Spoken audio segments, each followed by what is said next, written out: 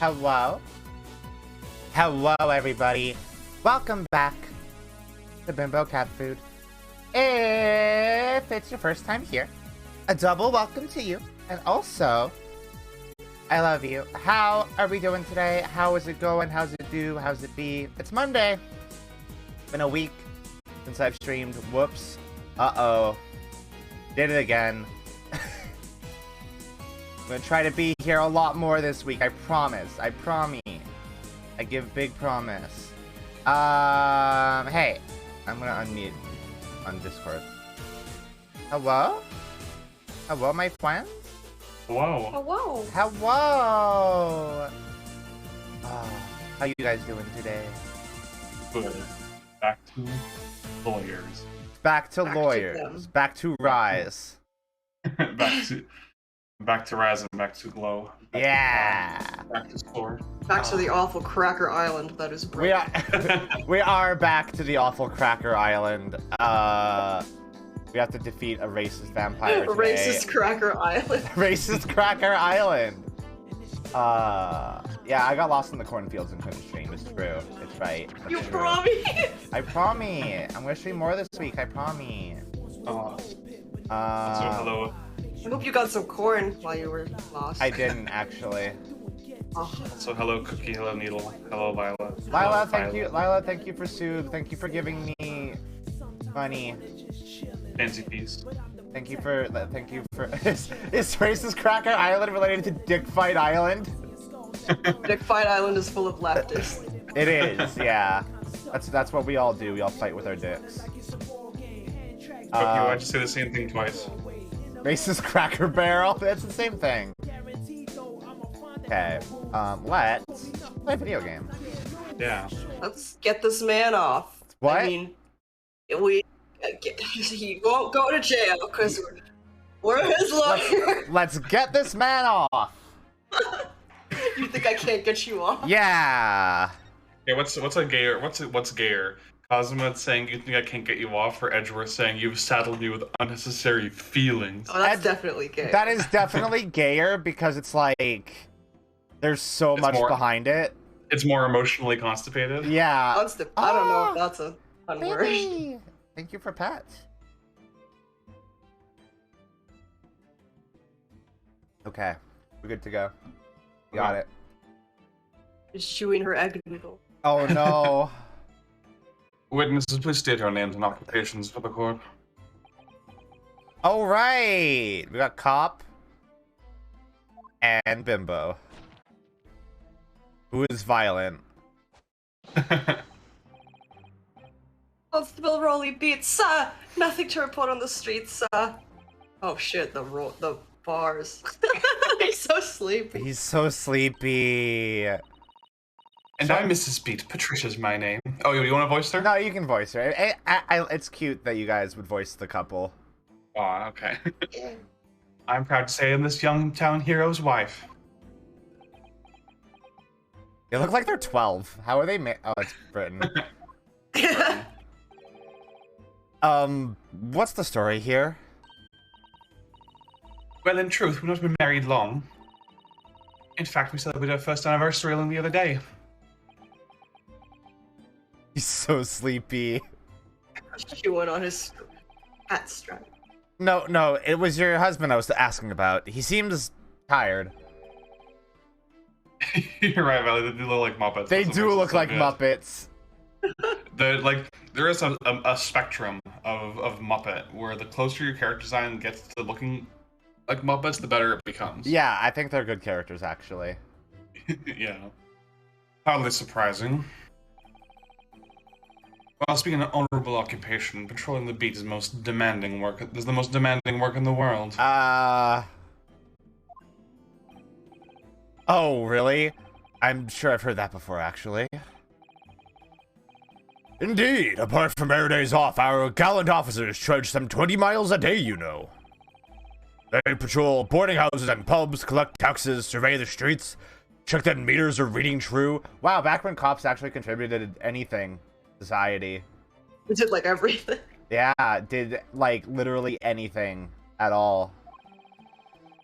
And they're responsible for keeping the streets clean and lighting and extinguishing our streetlights. There are a number of items on that list that don't sound much like policing duties at all. I wouldn't just be falling asleep on my feet. I'd have collapsed long ago. But it goes without saying that the policeman's primary duty is the apprehension of criminals. Sounds fake. Yeah, cops never contributed anything to society. Ever. Even when he's off duty, a constable is expected to investigate and resolve any crimes on his beat. The London Bobby is a man of honor. Bobby. And a man of slumber. Oh. Oh, get his ass! On the day in question, this man and his wife are walking down Briar Road in the opposite direction. I like to imagine there's a naked woman on the other side. That's all that's on there. His ass is not reading. Absolutely not. Reading. And they witnessed the incident as it occurred. Is that not correct, Mr. and Mrs. Beat? The beats. That's right, sir. Isn't it, Rolly? Asses are not getting got yet. We are still early in this trial.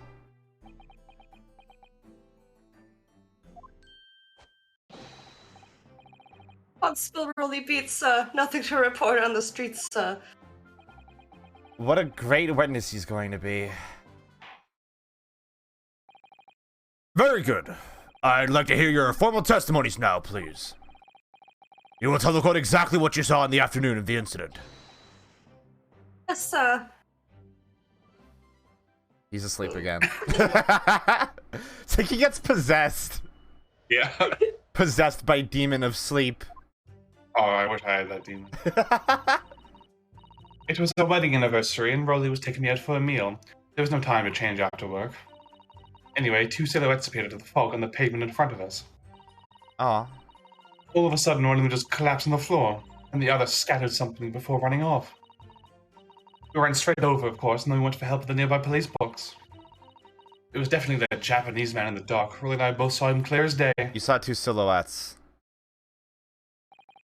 Well, this is extremely compelling testimony, I must say. It's not, actually. It's not at all. oh dear. This policeman and his wife are claiming to have positively identified Mr. Natsume at the scene. If their testimony is true, that alternative course of events that you established on the summation exam will be quashed. What a fun word. Quashed. It's death knell, in fact. Because that alternative was never viable in the first place. What an unfortunate bechancing. And on your wedding anniversary, too. Oh, I know. Bless, I managed to go out for the evening with my man. I thank the Lord for that. Oh no, she's Christian. My man. Gosh, the life of a London Bobby sounds very hard indeed. It is interesting that this is the first Ace Attorney game to invoke The Lord. Christian God. Yeah. The Christian God is canon Ace Attorney now. Indeed, however, this cross-examination will be over in minutes. You may well have time to rest this afternoon. What do you mean by that? My learned friend, the witnesses saw the face of the man fleeing the scene. I don't think they did, sir. They are testifying under oath that it was without doubt the accused, Mr. Saseki Natsume. Needle just called Patricia a trad wife.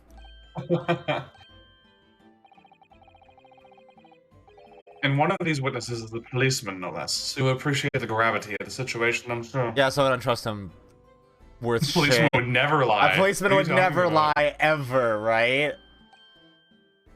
So sleepy. Except that the man's so tired, his wife has to do all the talking. Enough preamble. Counsel for the defense, commence the cross-examination, please. Yes, my lord. This is the first, like, actual cross-examination, right? Now there was one against... It was Greg. Yeah, Greg Gregson earlier. Yeah, but that doesn't count.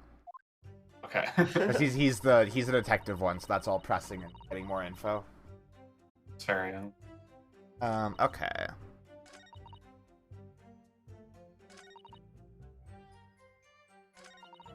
Yeah, okay, I yeah. believe the police live in a box.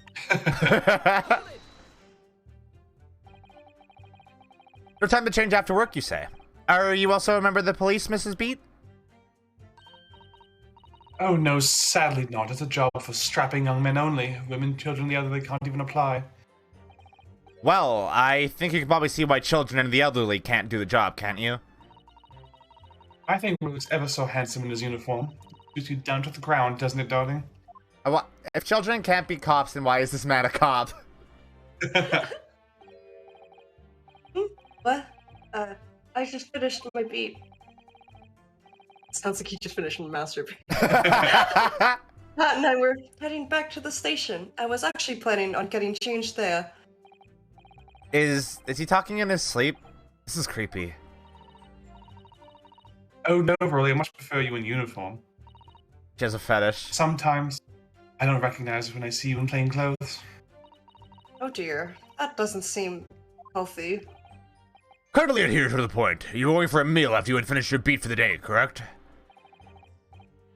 That's right, sir, yes.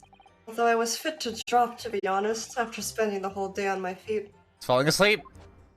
But policing is my life, sir. As long as I'm the proud owner of this, I'll serve my city and my queen to the end. What's that now? My warrant card, sir, proof that I'm a London copper. It has the noble founding principles of the force written on it, as a reminder to all its policemen for their sworn to— Lila, shut up. Oh my god. Control the streets of London town and uphold the peace of the common man. Sir, and for such a noble cause, I cover 20 miles every single day without fail and without a grumble. Because I know that the plodding of my boots is all Londoners need to hear to feel safe and secure. So, fighting crime doesn't appear to come into it, then? But sir, just on that one particular day, I was looking forward to celebrating my wedding anniversary. Mrs. B puts up with a lot being married to a bobby like me. I wanted to show her, my dear wife, how much I care. They're actually kind of cute. Yeah. Oh, Pat. Oh, Rowley. Aww.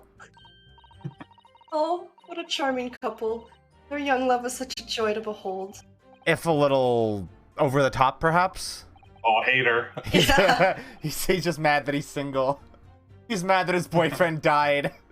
No. And then, kindly describe what happened next. Silhouettes, you say? 2 silhouettes? That's right. They were coming right towards us, walking up Briar Road in the opposite direction. It was a rather plump figure, followed by a scrawny, thin-looking man. A real shitty-looking idiot. A real gamer figure, if you will. Oh my god. Just cutting a Sigma silhouette. I could tell he was a Sigma male. That does sound exactly like the victim as pictured in this print, and like Mr. Natsume. Yes, unfortunately it does. You're certain at the time there was nobody else nearby? Yeah, good point about this. It's like they're saying young love when she's 16. she is a baby. She's got an old soul. Hold on, how old are... Oh, young. They are baby. They're They are baby. Oh yes, quite certain. It was dark, but there are streetlights on Briar Road, you see. There was nobody else around at all. Isn't that right, my darling? Boink. They do that in They're the wearing the bedroom, same too. scarf, eh? Yeah, I think, What? it's the same scarf, I think. It's just Yeah. one long scarf. Yeah. Very long. Yes, that's right. Of course, there was a light fog on the ground. No, Lila, that is a very young age. That's a normal age. That's a normal age for normal people. For normal marriage. But Briar Road is dead straight, and you could see a fairly long way down the pavement. Then there's the streetlights as well. I didn't see any other pedestrians. Before sleep takes a firm hold, your answer please, Mr. Beat. Are you quite sure of what you've just said? Yes, sir. As a copper who spends all day, every day, keeping watch of the streets, I'd swear to it, sir. I'm as sure as my love for Patricia is true. Get a room. Oh, Pat. Oh, Rowley. They're still maintaining there was no one else around other than the victim and the attacker. It's starting to seem like that must be how it really happened. It's beginning to seem like there's no one.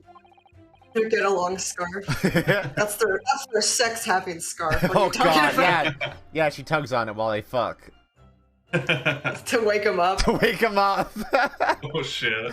Well, that didn't stop Mr. Natsume, did it? He fled the scene all too convincingly. Thank you. I believe we have a reasonably clear idea of the situation just before the incident now. What happened in the crucial moments that followed? Luka's third wheeling her own stream. No! Yeah, this is just payback for the getting the car loser stream. That was the third wheel. Scattered something? What do you mean by that? Oh, well, didn't quite make out what it was at the time. But then when we got closer, I realized what it was. Didn't we, darling? Yank. Didn't we? Wake the fuck He always up! looks around.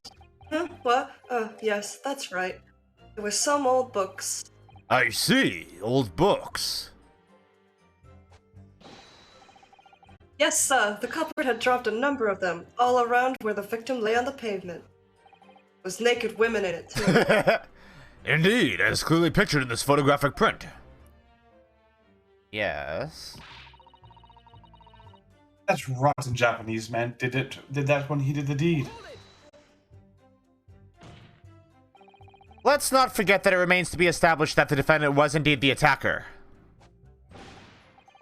But we saw him. It was the man in the dock without question, sir. You saw him. We saw him. The mustache, the hunchback, the cat-like eyes, the taut mouth, the snub nose. Everything. Any more insults you want to throw in? That's right. Look down at that poor defenseless woman with those terrifying, intense eyes. I mean, a cat like guys isn't an insult. I personally, I think that's a compliment, but whatever. Pretty good one, too. And then suddenly threw his book onto the pavement and ran away. I see. This is tough. They seem as though they're telling the truth here. I remind the court that this unambiguous testimony comes from a policeman and his wife. Thanks, man. Now please continue. Give me that boot, I must slobber on it some more. Yeah, obviously. Yes, sir. Sleep. Sleep. Was it your husband who went to fetch help? No, I went. I don't be a police officer myself, but I'm a proud wife of one after all. Harp wasn't long enough. He was just dragged along behind. Yeah. He's asleep, so it's fine. Yeah. Isn't that right, my darling? Isn't that right? Give me that yoinky splanky Patricia. No! Huh? What? I'm talking about the scarf. Yes, that's right. I asked Mrs. Beat to go. I was off duty by that point. But Bobby's never truly off duty, of course, so I felt obliged to stay and guard the Oh, scene. pets. Thank you for Oh, pets, pets. Lila. Blessed. Blessed pets. Kitty scritchies. Very laudable, Mr. Beat. Preserving the scene of a crime is a task of considerable importance. Why, I sent Patricia, you see. I told her where to find the right police box. I need to get more jowly with my judge a little bit. Forgive my ignorance, but what do you mean exactly by the right police box? Depends on a crime's location, you see, as to who deals with it.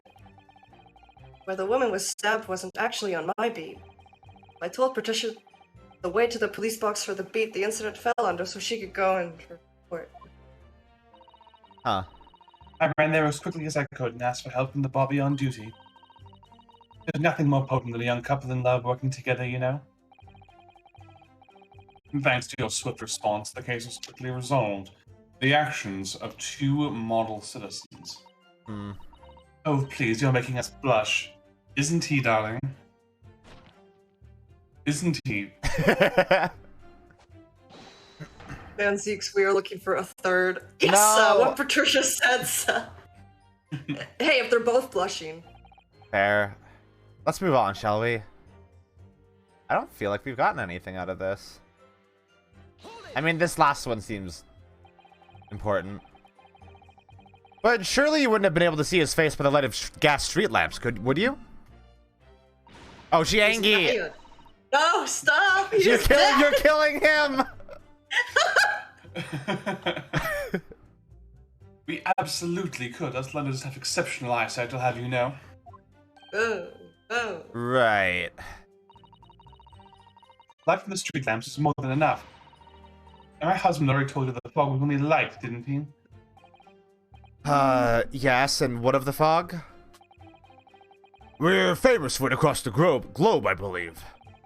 The Grove. The globe. But it's an absolute menace to those of us who have to live with it, of course. Oh, it is. When it's thick, you can't even see the hand at the end of your own arm. He's dying! Yes, alright, I take your point. Now, can you stop shaking your husband about? Oh, he likes it. Look at it. He's fine. He's okay. Constant fog makes our eyes very sharp, you see. That's why we can tell you for sure and certain that it was the little Japanese man we saw. Aren't we, darling? Huh? What? Yes. It was the accused, and no mistake. The mustache, the hunchback, the cat-like eyes, the top mouth. Unmistakable, sir! As far as the couple's testimony is concerned, there can't be any question. It was Soseki-san they saw running away from the scene of the crime. So that's it, is it? That's their entire testimony? What do you think, Mr. Naruhodo? Well, I hate to admit it, but on hearing the testimony, it really does seem as though Mr. and Mrs. Beats saw what they say they saw. Mr. Natsume running away from the scene on Briar Road that day. Yes, I feel the same. So if that's true, where does it leave us? Members of the jury are sure to call for a guilty verdict after this testimony. Oh no! Then what do we do? Kazuma-sama were here. What are you trying to say? I think he would try to find a contradiction somewhere else within their testimony. What do you mean somewhere else? The statement about seeing Mr. Natsume is unequivocal. Calling that into question won't help. But if you could identify some part of their testimony which appears to contradict the facts, you might be able to discredit them, to make the jury doubt if the pair's memory of the day is accurate. Oh, right. Put simply, we must focus on finding a discrepancy in these statements somewhere. If we don't, I'm afraid the trial may reach an early and unfavorable conclusion. Ugh. Why do I always seem to be so up against it? So up against it? Oh. Mr. Lawyer, sir, can I ask you something? Oh, yes, of course. What is it? Well, you keep asking asking us all these questions about everything we've told you, so it seems like you don't believe our testimony. Why? Isn't that right? Is it? Well, out with it. Why are you weekend at Berniesing these guy? That's such a weird thing to say as a verb. Weekend at Berniesing. What? Up at this boy. No. Oh, no, it's really not that at all. My husband's a policeman, remember? And I know what I saw. I remember every last detail. Everything. Like... Oh, I know. What about the books the man dropped?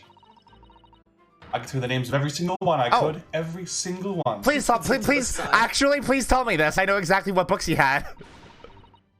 Did you dare to question how reliable my testimony is? You're killing him! He's dying! Hello, Charles. Hello, Fuko. Hello, Charlene. Hello, new New viewer. chatter. Hello. No tone at all. That Japanese lawyer has no idea what I'm capable of. Even if I decide to forgive him for insulting us, don't think for a minute that Rolly will. I really didn't mean to cause offense. Please, put your husband's fists down. Perhaps you would like to take the opportunity to supplement your testimony, Mrs. Beat. Might that appease you? Say more. Oh, thank you, my lord. That would settle things quite nicely. Wouldn't it, darling? Van Zeeks is over here Just, like, say less, actually.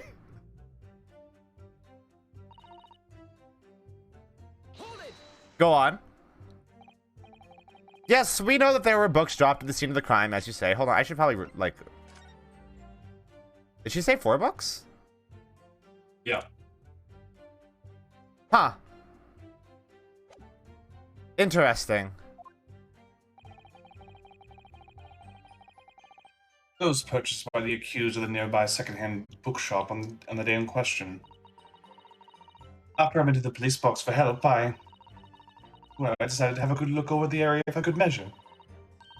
I am a proud policeman's wife, after all. I did it for Rowley. And what was your husband doing at the time? Oh, he was lying face down in the snow, getting some well-deserved rest. He's gonna die! He works ever so hard, you know. Ever so hard. Don't you, my darling? Interesting way of guarding the scene of the crime. Blanking. Well, Mrs. Bede, seeing as you regaled the court with tales of your powers of recollection, would you be so kind as to recount the titles of the books you observed at the scene? Happy to. Now you were listening. There was the picture of Monsieur somebody or other, and What's It Yearnings? Oh, that's the wrong thing. Fuck. Then there was a meal for someone, and the last one was definitely the Thingamies something. You see? You remembered it perfectly. Yes, I see there are 1 or 2 holes in your memory. Oh, well. They were along those lines, I'm quite sure. There were indeed books found at the scene with titles along those lines, as you put it. Why, what did I tell you? I think it's very mean the way you've been implying that my testimony can't be trusted. Don't you agree, darling? Wait. White knight for me. Bitch! Oh, Whoa! Where'd you get the blicky? Get out of here! Anyone who upsets my Patricia will have to answer. Will have me to answer to. And then he fell asleep. What the fuck? Where'd he get that from? Terrifying. Yes, she really is. What the What fuck? moment was it? You got a gat! Yeah, we've seen this. I am excited seeing Bridget. I love Bridget. It's great. Bridget, good. I love fucking people up with a yo-yo.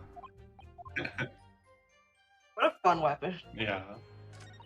Inspired by, Ness Earthbound, obviously. I love how one of her moves is called Kickstart My Heart, which was the song I semi-ironically used in my coming out video. Shut up, really?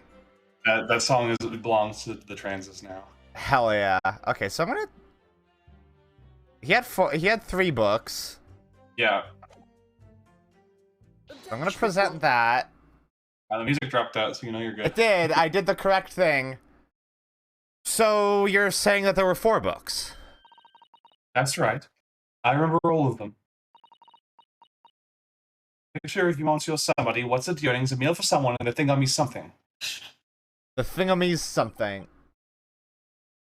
I'm sorry, Mrs. Bede, but there is a fundamental flaw in that statement of yours. Oh no, what? What flaw? Why are her eyes so sparkly? Simply that, at the scene of the crime, there were only 3 books, not 4. What? This is the receipt from the bookshop where the defendant bought his books. Your books? No, not my books, his books. Yes, and it details Mr. Natsume's purchases that day. But as you can see, only 3 books are listed. Only 3, but no, that can't be. I remember seeing them.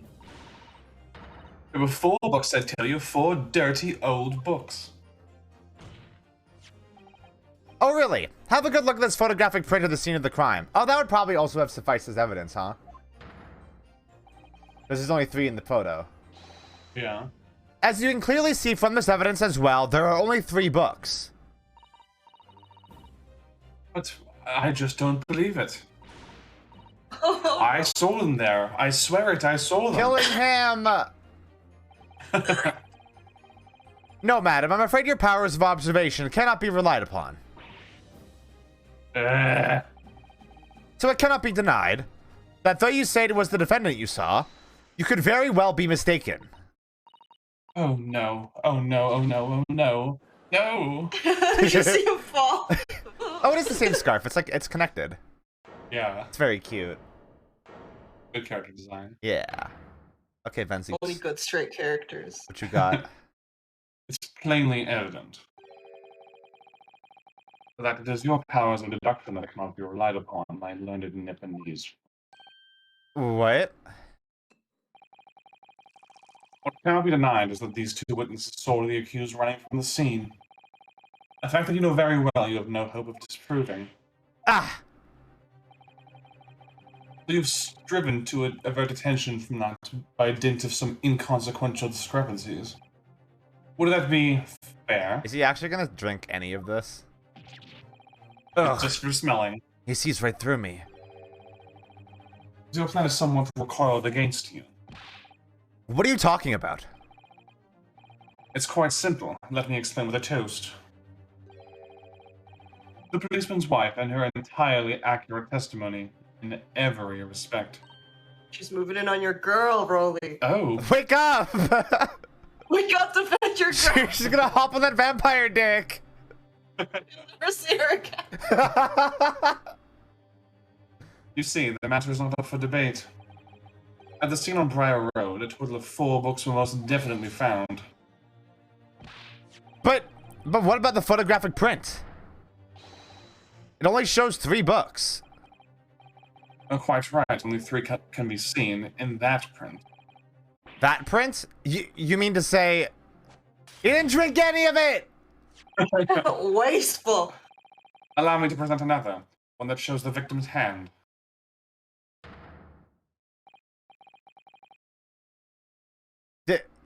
Why is it?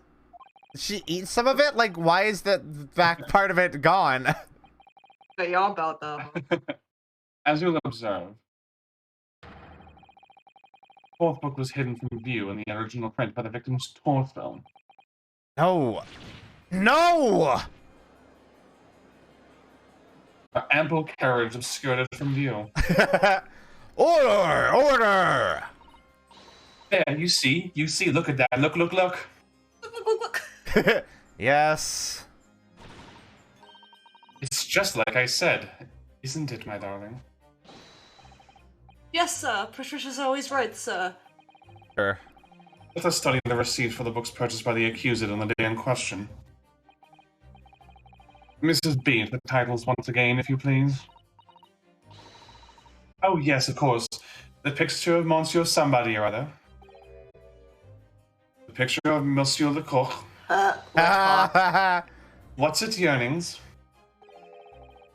Canterbury Yearnings. A meal for someone. A meal for Gabrielle, in fact.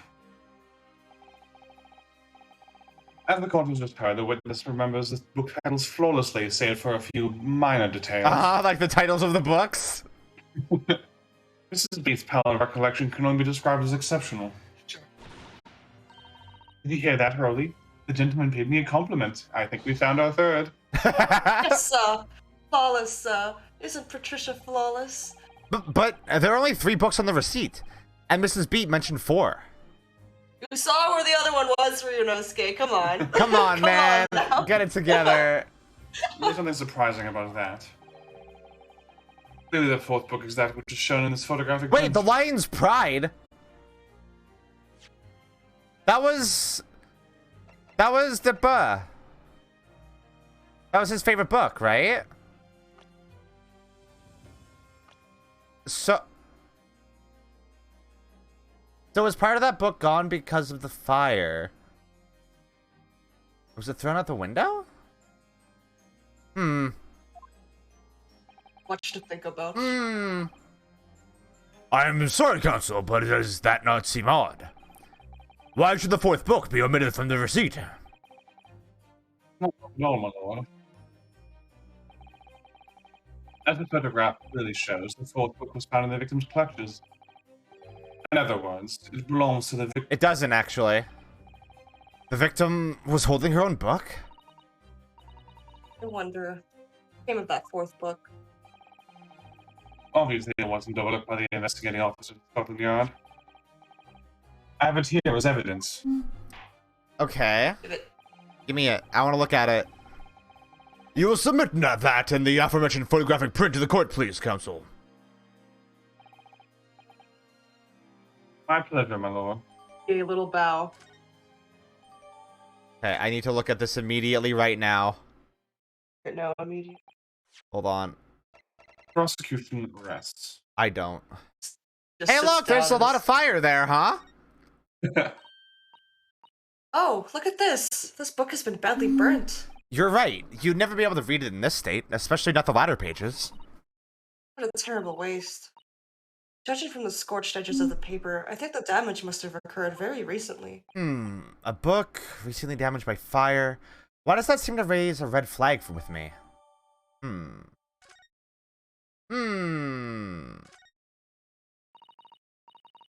Let me see. It's a book entitled The Lion's Pride. I'm afraid I don't know any English literature at all, so it wouldn't be something I've heard. Wait a minute. The Lion's Pride? That's strange. I think I've heard of a book by that name before, and very recently, too. The title I recognize too, Mr. Naruhodo. Thanks for the help. That's it. That's it. That's my only I'm not gonna input. tell you where. This isn't dual destinies. We're not holding your hand that hard. Yeah, God, right? I have nothing further to add. What? You seem surprised, my learned friend. But your resistance until now has been in vain. Entertaining, yes, but futile. The spurious longer route to the accuser's lodgings that you tried to establish in your summation examination, and the attempted discrediting of the witness's powers of recollection in your cross-examination. Futile? I walked right into this, didn't I? You see, everything you said is true. Isn't that right, my darling? Yes, Pat. Marry me, You're Pat. already married! So, perhaps the ladies and gentlemen of the jury would like to reconsider their positions? Should the court waste any more time on this Nipponese travesty? Or the decision you have to make all too apparent already? I hate this racist twunk. Look. I wouldn't say he's got any twink in him. He's pretty rugged. He's kind of a hunk, yeah, I guess. Yeah. You have heard all the witnesses and seen all of the evidence. This trial has run its course. Mr. Naruhodo, I'm afraid we're in a terribly precarious position. I know, but if I fight back in the wrong way now, it could very well just make matters worse. Think, Ryunosuke, think. What do you do now? I mean, it's the correct answer is never wait and see.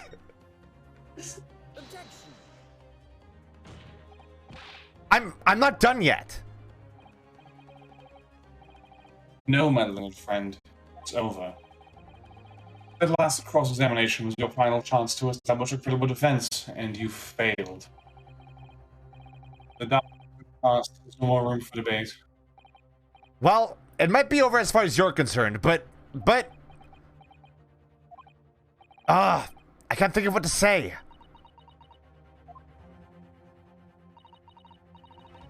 If I may, Lord Van Deeks? It seems somewhat boorish to close down the debate at this point. Our significant little Eastern Isle must be a lawless hole indeed. Oh, Damn! Okay. For a lowly judicial assistant of the audacity to intervene at a moment like this. Oh, did Damn. my lawless hole offend you? Shut up. I am, to my shame, still a very inexperienced lawyer. So you'll have to forgive me, but I consider my assistant's advice essential and her opinions invaluable. Naruhodo. One of this land's great guiding principles is tolerance. So, the court will hear you, madam. Go ahead, Mr. Sato, please. Well, pray, what insight can you give us? What have we all overlooked in this matter that use the to further? Well, the court has been presented with new evidence, but only after the last cross-examination finished. I see. And you believe that this new evidence warrants further examination, do you? The old man can't hear anything. He's pretending. Mr. Naruhodo, what do you think? It's possible that this new evidence might be the decisive proof we've been waiting for. The judge is sure to ask the members of the jury to announce their lenience in a moment. And of course, he's sure to ask you to explain what the crucial piece of evidence is and why. So we must take this opportunity to examine the newly presented evidence as thoroughly as possible. I have done this. Way ahead of you. Yes, I understand. And thank you, Mr. Sato. This is it. Susato-san has managed to win us one last chance here. I can't let it go to waste. The defense wishes to present evidence, my lord. Very well. The defense may present one further piece of evidence. Evidence that apparently offers a profound insight into this case, and has hitherto been overlooked. I mean, maybe, is it the book?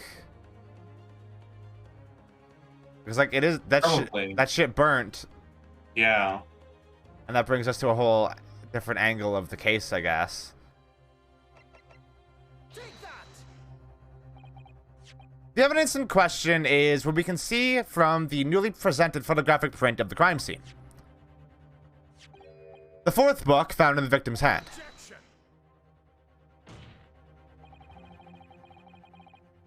We have already discussed the fourth book at length. Other than it being in the victim's grasp at the time of the incident, no significance has been attached to it. You didn't even look at it, did you? He didn't look at it! Pursuing the matter further would be a flagrant waste of the court's time, as you will know. Yes, I'm afraid, counsel, I must concur with the prosecution on this matter. When I afforded you this opportunity, you led the court to believe that the evidence in question contained a hitherto undiscovered clue. So I must insist that you elaborate, counsel. You will identify this clue at once. Do I make myself clear? Oh, yes, my lord. It's, Naruhodo. I believe the prosecution is trying to avoid a thorough examination of the evidence. Oh, he do know. He's a little bitch, which means you may very well be on the right track. He is a little bitch, it's true. Yes, I think you might be right.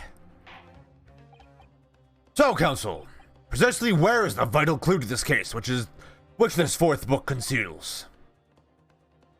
Right here. Got it! I would ask the court to observe the back of the book in question. The back? What are you? Good gracious! It's been burnt to a crisp. So we have to ask ourselves, why was the victim clutching what is clearly an unreadable book? It is undeniably an extremely unnatural thing for her to have been doing. Objection. Unnatural, you say? And what of it, my Nipponese friend? Oh! Were I to concede the point, if it bears no relation to the case, there is nothing to discuss. So, should you wish to assert this fire damage as a real clue as to what happened that day? Pray, do enlighten us at all. What truth does this charred book hide? A charred book? There is just one possibility here, which I can't quite bring myself to rule out. It's an outside chance, certainly, but worth a try. Alright, I'll explain my theory. Don't keep us waiting any longer then, counsel. Explain this theory of yours. What are you suggesting that you can ascertain from the fire damage the story tome has suffered? Its owner? Yeah. My lord, the burn on the back of this book reveals a startling truth about the book's owner. I beg your pardon. But we already know who the book belongs to. The victim was gripping it in her hand as she fell to the floor, after all. It's obviously hers. The question of how this book came to be in the victim's hand has yet to be answered. However,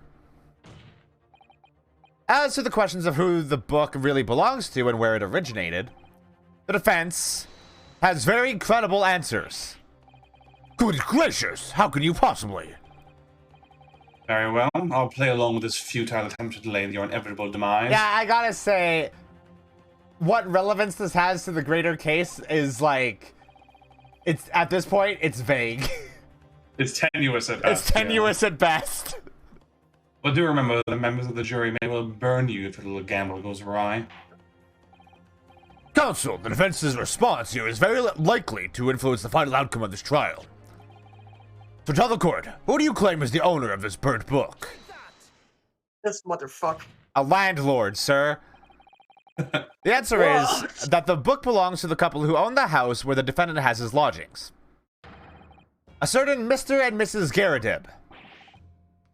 The landlord. Why are you so shocked by this?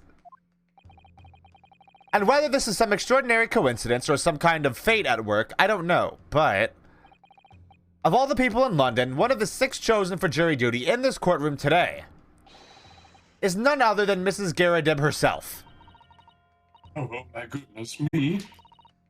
I think you must be mistaken, sir. I'm not Mr. Garadib's wife. I'm his maid. Things would be so much easier if you would just drop the pretense. Alright then, how about a simple question for you? Have you ever seen this book in Mr. Garadib's house? You would never presume to know all the books he keeps, sir. Objection! This is outlandish behavior. This woman's the accused landlady, you say? You implicate this hard-working member of the public. You besmirch her without a shred of evidence. Your actions are unforgivable. We should have taken we should have taken every single piece of evidence we found in their fucking house. Like, how dare you accuse this woman of being a landlord? Who's a maid? This is not mere conjecture. The defense happens to know that on the day in question, at almost exactly the same time as the victim was stabbed on the pavement below, another incident was taking place in the room on the top floor of Mr. and Mrs. Garadib's house. Good lord, what sort of incident, counsel? A fire, my lord.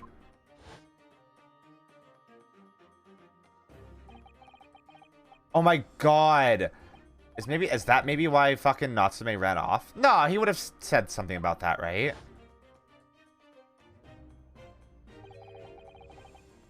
The lion's pride. By Jove, the very same title that's the subject of this debate. Oh dear me. This is risible. All you've told the court is that a book by the same name was involved in a fire. In which case, it would be reasonable to assume that it was burnt to ashes. And entirely unreasonable to infer that it magically removed itself from the scene of the crime. Wait.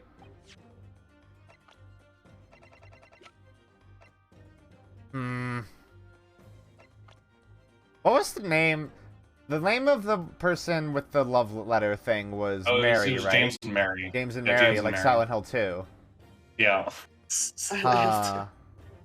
Perhaps it would make more sense if I told you that the cause of the fire was marital discord.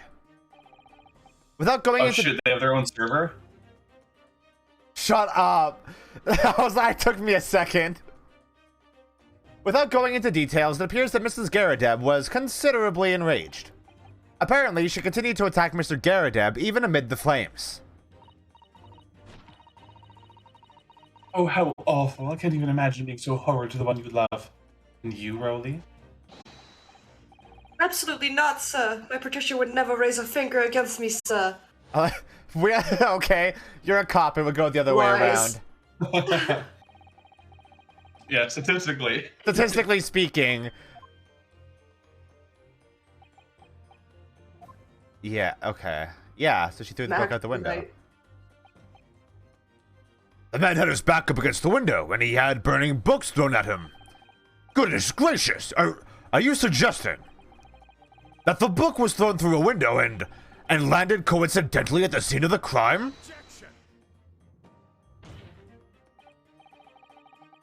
No, a thorough investigation of the surrounding area was conducted the very evening of the incident. There was no report of the Garadev's window pane being broken. It's gonna be so fucking funny if, like, this woman wasn't actually knocked out by, like, having a knife in her back, but actually the book just conked her on her head and she's unconscious. The knife didn't even, like, scratch Yeah, her. no, she's fine, actually. That's quite true. We also saw no sign of broken glass when we visited the Garadev household. But is it not conceivable that the window was open at the time and... Not even remotely.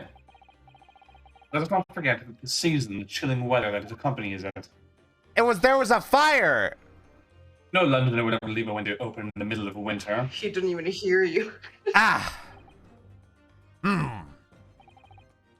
Does the defense postulate this scenario in all seriousness, counsel? You earnestly claim that the book found in the scene was a flaming projectile thrown by Mr. Garadeb's wife. I believe it's a possibility, my lord. They opened the window to get the smoke out of the fucking apartment, idiots. Like, what the fuck?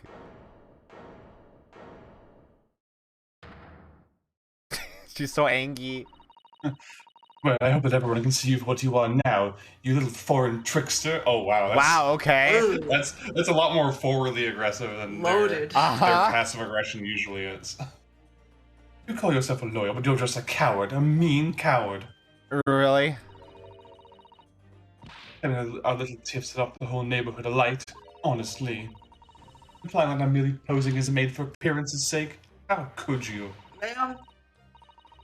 It's nothing to do with this beastly case, not any of it. Other than to sully our family's name. Our family's name? No, I assure you, that was never my intention. Dragging an upstanding citizen's name through the mud to to divert attention from your failing defense. He's a landlord! Laps the man next to her. I should box your ears, that's what I should do. It's utterly unforgivable. You alright? Here we go.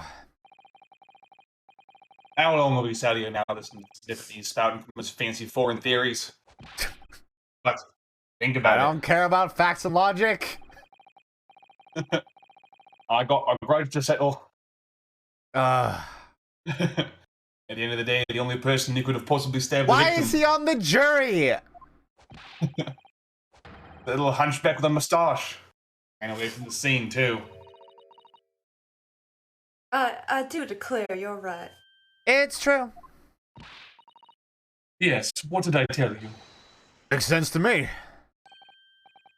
Oh, sorry. What's that? Why are you here too? Like, leave. Half the jury is not eligible for No. this case. Oh, Seems corrupt. it would appear that the ladies and gentlemen of the jury are once again in full agreement. What? No, that's not. What are you talking about? The old man can't hear anything. What is your position, Lord Van Zeeks? Let me have a drinky first. In truth, my lord, I feel these have been unnecessarily protracted proceedings. But then one must always exercise patience in order to savor the best vintage. You're not even drinking it. No, wait. The mystery of the. Why? Shut up! If books are your predilection, my learned friend, study them on your own time. Look how much they made you cackle. I look damn good with my boot on this table. What? No, forgive the discourtesy this time? In that case, ladies and gentlemen of the jury, you will now state your individual decisions regarding the defendant's culpability for the court to hear. Guilty. All right. Guilty. Guilty. Guilty. Guilty. Such a high voice. Such a weirdly high voice.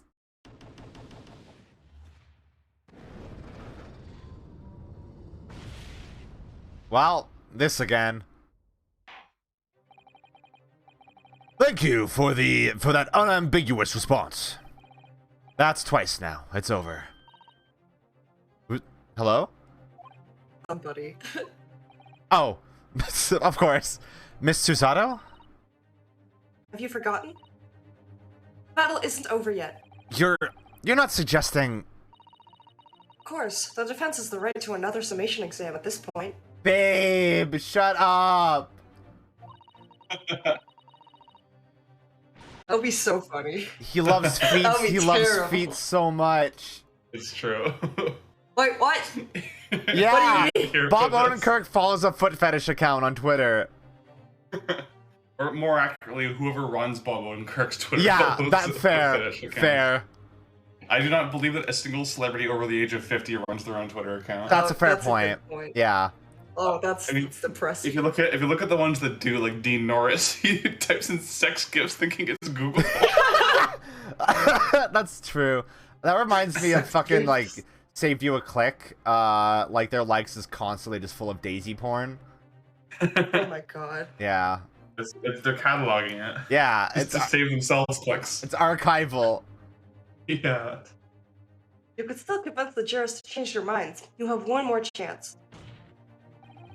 My lord, the defense asks to exercise its right to a summation examination. Huh. You believe you still have tricks up your sleeve? I have so many tricks. You have no idea. Burn my lawless hole. I don't intend to trick anybody. I intend to uncover the truth. There is no time to be downcast. As long as there's a chance, I have to stay strong and determined. You gotta smile. You have to smile, Ryunosuke. Smile, babe. Shut up. Okay, we should take a break then, because that's a good place to... Yeah. The save screens are always good places for breaks. Alright, Oh, yeah. I do need to make a coffee, because I need more energy. No, sorry, wait, hold on. Energy. Energy. Energy. Alright, The proper Aussie the pronunciation. proper Aussie pronunciation, because obviously I'm Australian. Yeah. Anyway, we'll be right back. I'm fucking back. Welcome back. Hello! Oh. Hello! Fucking do it. Good return. I always love an excuse to use the fucking widget transition that I made. It's so good. It's so fucking good.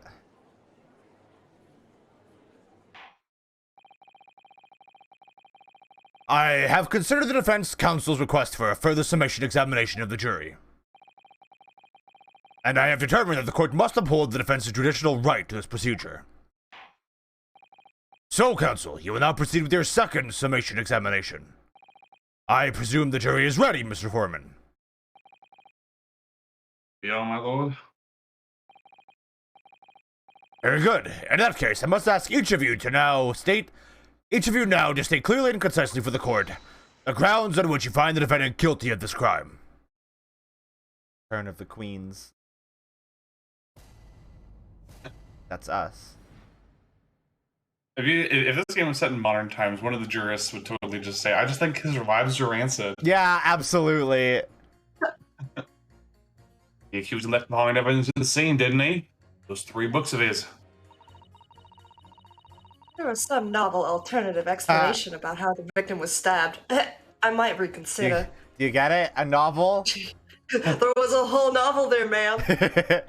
Even if the woman was throwing books, it can't be related to this crime if the window was closed, can it? Oh, dearie me, it was only a little book, hardly life-threatening, even with a direct hit. It was on fire, ma'am. Look, I just want to get this over with. If I don't bring home some pay tonight, I'll be in a tiny bit of trouble. Come to think of it, we had a fire at home a while ago. It gave me the sneezes. It gave you the sneezes. Oh, this poor It old gave me that- man. He's allergic to fire. He's allergic. Yes. Considerably more tangible arguments from all members of the jury this time around, it seems. They are not just talking shit. With one notable exception, of course. My learned student friend was unable to find fault with the previous witness testimony. So the court must accept the fact that it was indeed the accused seen fleeing from the scene. And moreover, Didn't drink any of it. no one else was even at the scene to commit the crime. Well, if the eyewitnesses are correct, it would seem as if the conclusion is somewhat set in stone. I fail to see how it could be argued any other way. Means I'm afraid that during the summation examination, it's essential that you establish some other tangible explanation for the facts. But how? What would even constitute a tangible explanation here? Isn't it obvious? Who stabbed the woman and how? Those two details are all you need to provide. Simply give us a name and a method by which the attack was conducted. Fuck, I don't know, man. And there I was thinking this might be hard.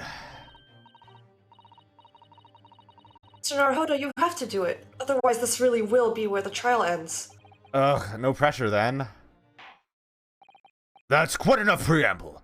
Proceed with the summation examination, please. I presume you are prepared, counsel. Oh, yes, my lord. Alright, Ryunosuke, focus your mind now. Slap. Double slap. Flap, flap. Clearly, the key to the summation examination is going to be juror number 4 of the maid, or should I say Mrs. Garadib. We have a book that disappeared from the Garadeb's house on the evening of the incident, and the 4th book found in the victim's hand. There must be a way to link the two. Yes, that's what we have to find. Using every technique I've learned in my short career so far, whatever it takes. Forget to keep an eye on Mrs. Garadeb and how she reacts, even to the things other people say. Oh god, I have to do this with like 5 other people now? Jesus Christ. It'll just do a little exclamation mark. Yeah, if yeah, she doesn't react. that's Yeah. true. Oh, look at him sleep. Yeah. Let's press this. But as we now know, there were 4 books, not 3. Well, what difference does it make? There's every possibility that the 4th book, in fact, belongs to the defendant's landlord. Yes, that's the part I have a problem with. Sorry? Well, at the point the woman was stabbed, this landlord fellow was at home, wasn't he? Enjoying a fiery scrap with his wife or something, you say?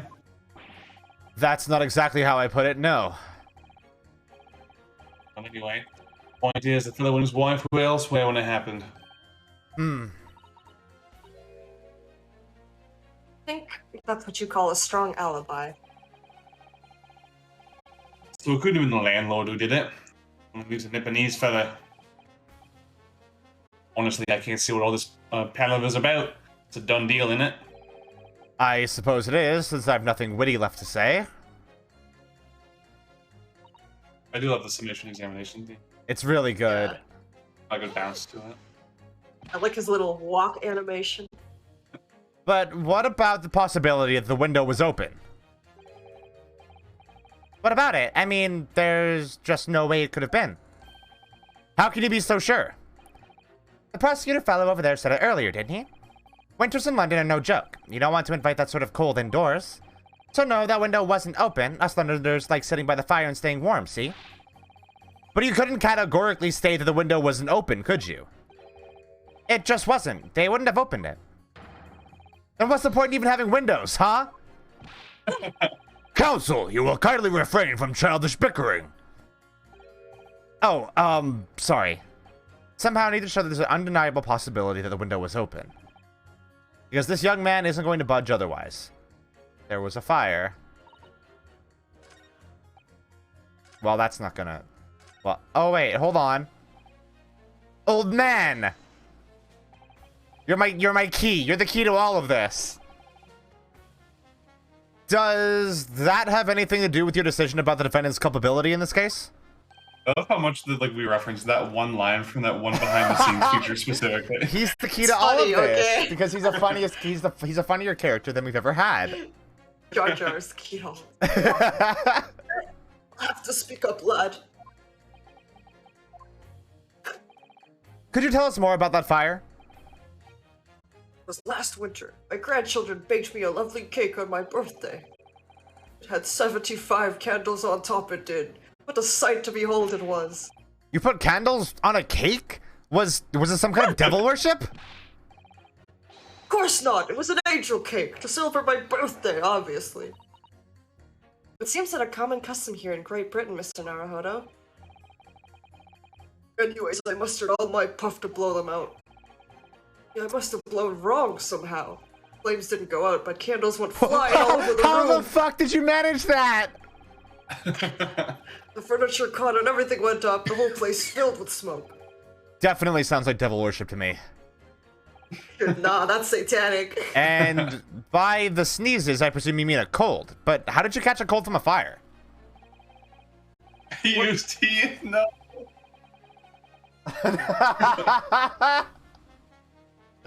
I mean, you could also imagine that, like, his dentures did fly out. It flew out and, like, landed in the cake and the candles went everywhere. I understand. What a fiasco it was. The grandchildren, bless them, threw water all over me when they tried to put out the flames. And then, because the whole room had filled up with smoke, of course, we had to open all the windows to clear it. The windows? I mean, winter air rushed over me like the devil dancing on my grave, it did. I caught a terrible cold from it. It put me in the hospital for a while. I won't forget that birthday in a hurry.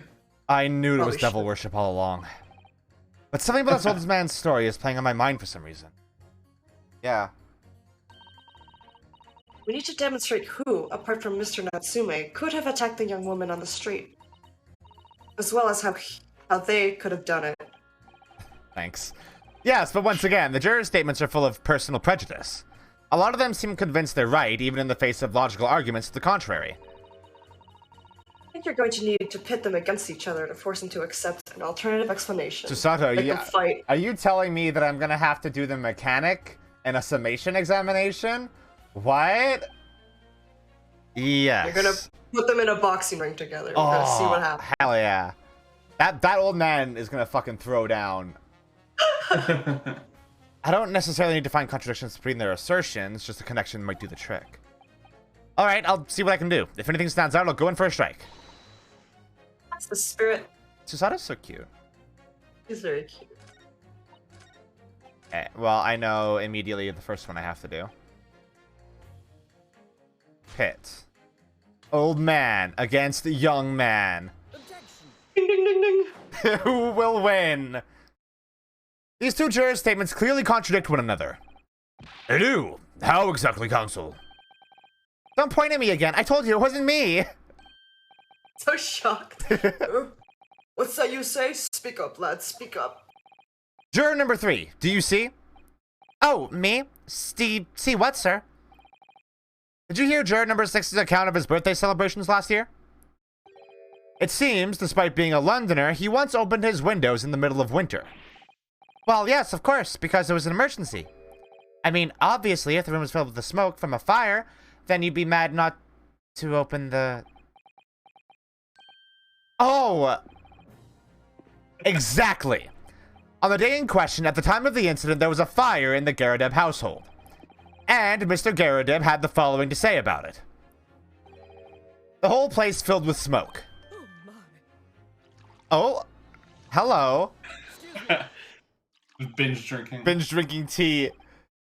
Juror number 4, do you have something to say about that? Oh my god, she's just going for it. That shit's hot, lady.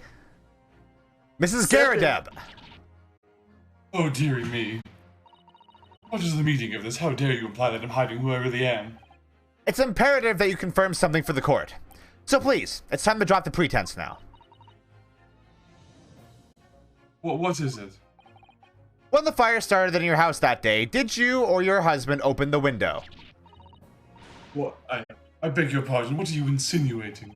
The room would have been thick with smoke after the carpet and bookcase caught fire as they did. In a situation like that, it's inconceivable that you wouldn't have opened the window. And what if we did? Oh, all right then. Yes, you're right. My husband was frantically trying to open the window, which can't have been easy since I continued to give him a justly deserved book battering. Even though your house was on fire? We're gonna put batter on his books.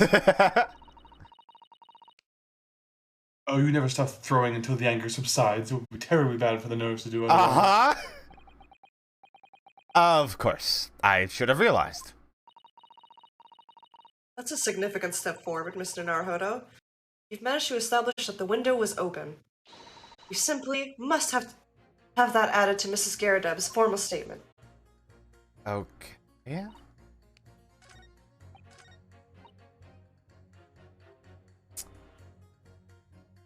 Yeah, I don't think that's that.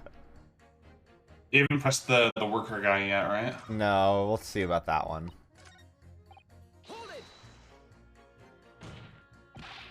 You just want to get this over with? How can you sit there and say something like that? A man's future is at stake here.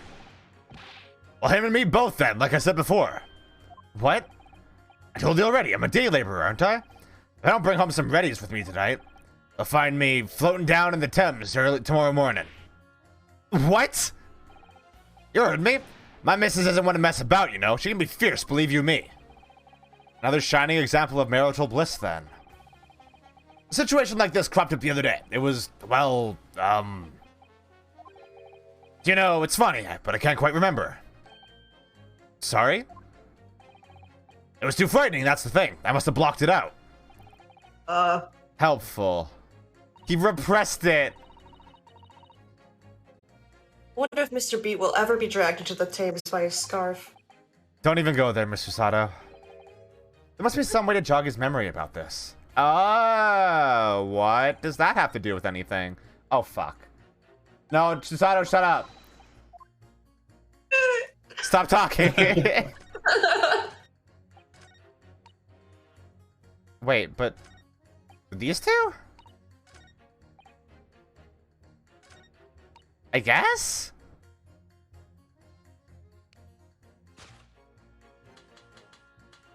Objection. Nope. Absolutely not. Yeah. Okay. For anyone that I didn't press, did I not press the southern lady?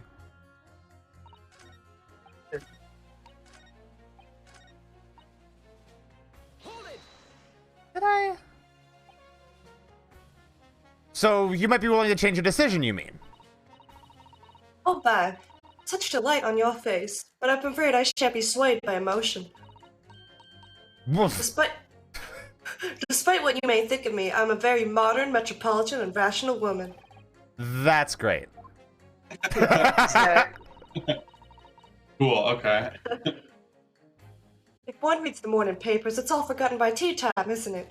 So why read them in the first place? I like her. You see, modern, metropolitan, and rational thinking, wouldn't you say? And not at all extreme. As I see it, an overwhelmingly suspicious Japanese man has been implicated by overwhelmingly strong testimony. So despite one or two minor puzzlements, I do declare that this man is overwhelmingly guilty. Because I'm racist. She's American. She Modern, is. metropolitan, and racist logic. Wouldn't you say? Overwhelmingly. But us modern gals are always delighted to embrace new fads, you know. So I'd be only too happy to consider an exciting new theory if you could come up with one. I'd be happy to do that too, if only I could. Let's do our very best not to disappoint the modern and metropolitan young lady. Right. I'm glad you admitted the rational there. Okay. Oh, I could press that. At the point when the victim was attacked on Briar Road, we know that there was a small house fire in the Garadeb household on the opposite side of the street. Well, yes, it certainly seems that way. And on account of the smoke, I imagine they would have had the windows wide open in spite of the cold. She's drinking. We also know that Mrs. Garadeb was throwing flaming books at her husband. Her husband, who was backed into a corner by the window due to his wife's frenzied attack. Yes, that's right. So there's definitely a chance that one of the books could have flown past the man and out the window. Only what? Although I can't really see how it could have gone all the way over to the other side of the road, that's all. Ah. So I don't really see how I can change my decision, really. Oh, I see. That wasn't enough? What is it going to take to persuade these people?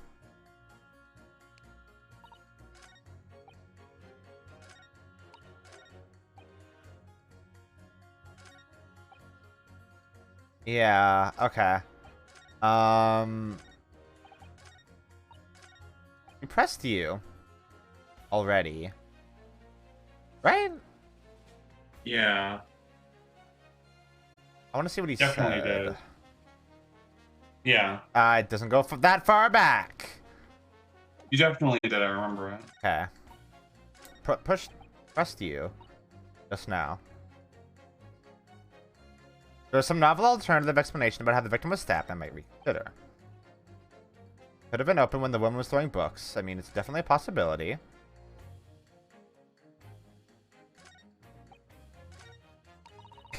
You're right, Cookie. I can just make her do it. Aw, it's so cute. What if I press her? Well, Ah! The fourth book found at the scene of the crime shows very obvious signs of fire damage. And the title of the book is The Lion's Pride. The same title, in fact, as the book that Mr. Garrett told us he had been reading. I really couldn't say. On the day in question, did you or did you not throw at your husband the copy of The Lion's Pride that he had been reading?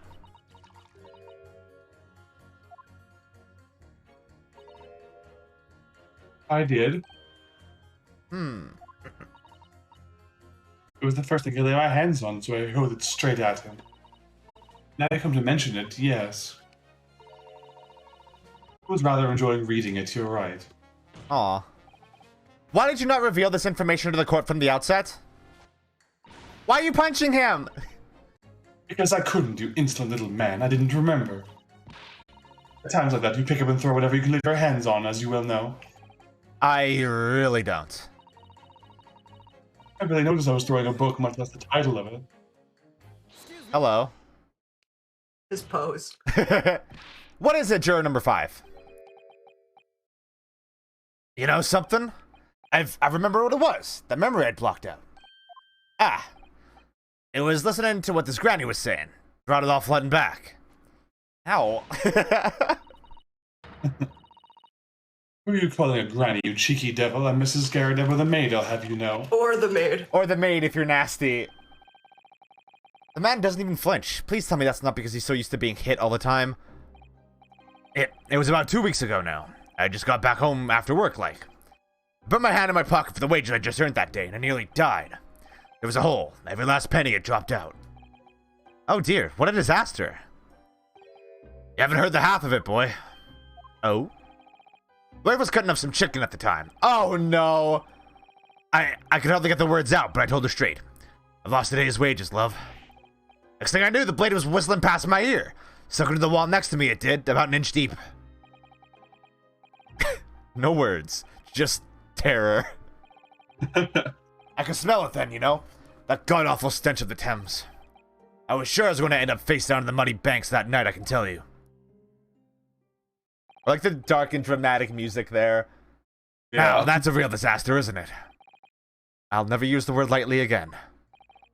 Anyway, the point I'm trying to make is this. When women lose their rag, they'll throw anything at you. Knives, hatchets, hammers, you name it. Say what, sir?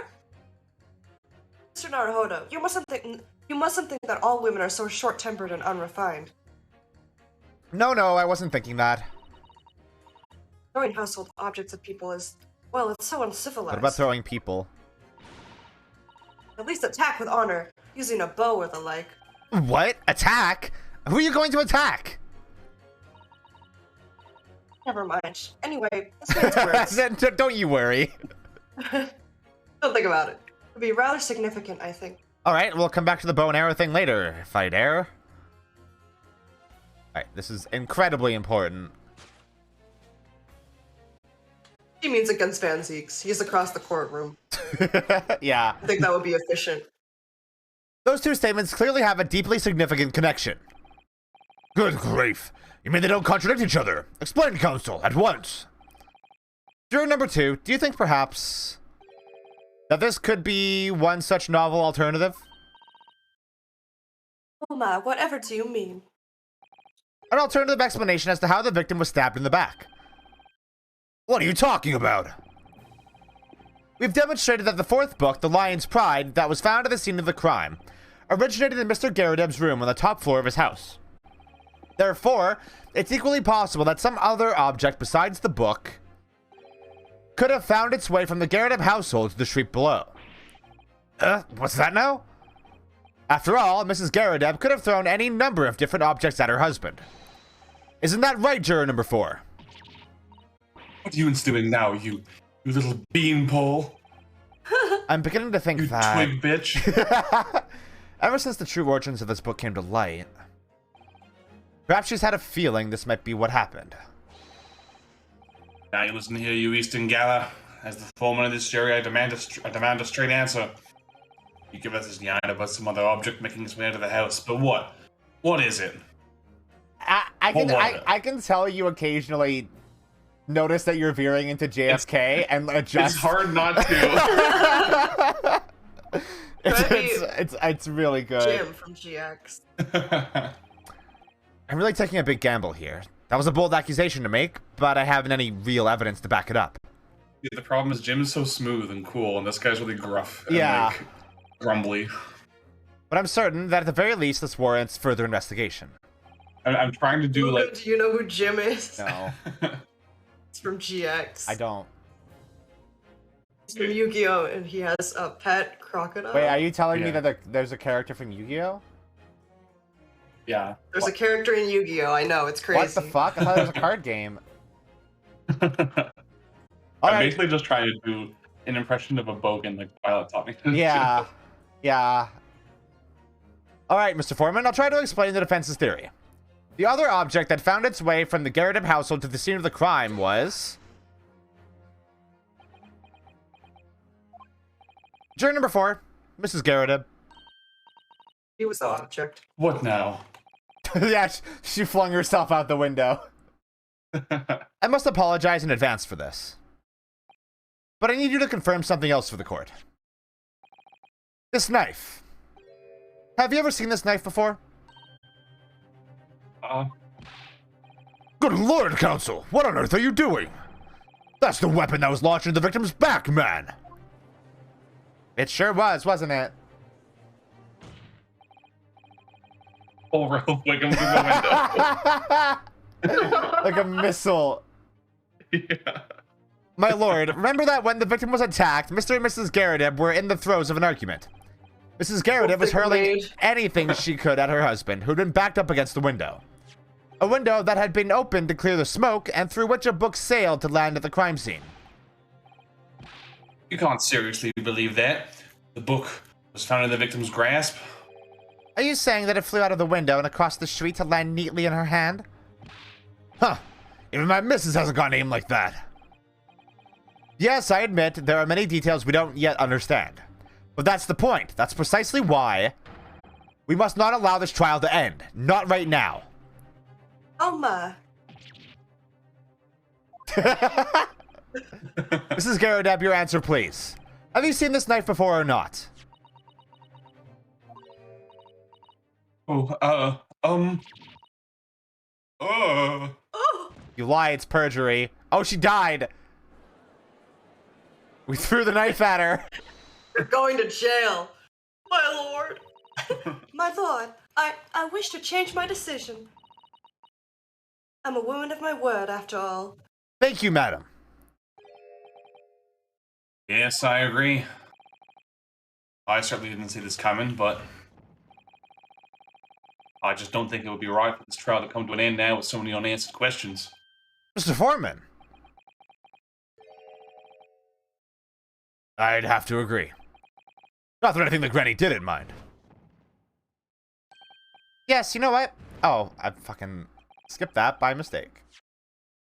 Yes, you know what? I'm not quite happy about this at the moment either. All together now, ladies and gents. What about the old... Hey, wait. Couldn't hear. You couldn't hear. He Sorry. doesn't know what's happening. We did it. Oh, congratulations, Mr. Naruhodo. It's a baby boy. So, as a result of the defense's summation examination, a number of jurors' leadings have changed. 2 jurors called guilty against 4 now calling innocent. Accordingly, the opinion of this court is divided. and this trial will continue. Hell yeah. Eat shit, Van Zeeks. Fucking dweeb. Pissing himself.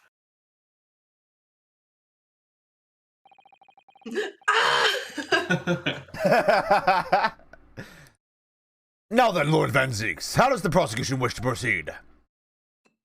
Screams. He's day Chugs the whole drinking. bottle. This trial is rapidly descending into a farce. A fart. Oh! Oh, he drank some! Oh!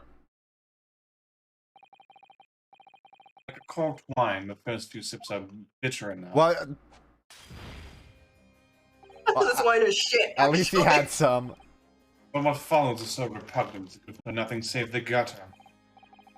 If I may, Lord Van Zeeks. Defense has just put forth a credible alternative explanation for what happened. Credible? Is that your considered opinion, Mr. Foreman? The defense's argument is a joke to which I barely know how to respond. Let me first start by insisting. I will give this game this. They understand how to make a mean-ass prosecutor. Yeah, I hate this Yeah, I love when guy. he's mean to the jury. Yeah, He's like, you are all so stupid. you're Yeah, the like- dumbest. There are people that complain that like every prosecutor post Edgeworth wasn't like nasty enough, and it's like this guy's pretty fucking nasty He- without getting into like really petty bullying like Naruto. I mean, he's also a racist. Yeah. Also, yeah, Naruto was just petty bullying. He wasn't nasty or anything. He was, Yeah. in fact, a shitty bad character. He was. As you all must familiarize yourselves better with the relative positions of those places being discussed. What do you mean by that? What's his angle this time? It should already be more than apparent that between the crime scene and the Garrett household runs a rather wide street in Briar Road, Yeah, correct. which means that the distance from the Garrett house to the scene is some, yes, 15 yards. Let me see. 15 yards. It's around 14 meters. 14 meters? Oh, that's a little farther than I'd imagined. And as you ladies and gentlemen of the jury rightly noted as having portentous significance, the fourth book was found in the victim's clutches. In other words, the smoldering book, wantonly hurled by the lady of the house, traveled some 15 feet. Yards. Yards. To land on the opposite side of the road, nearly between the collapsed victim's fingers and thumb. Is that your final conclusion, my learned and deluded friend? And did the jackknife follow nearly identical trajectory to the plunge into the middle of the victim's back? This fantasy is somewhat stretching the notion of having a bad day for the victim, I think. Because you had a bad day. Even those pathetic serialized detective stories have more believable Hey! plots. Only I'm allowed to talk shit about those stories.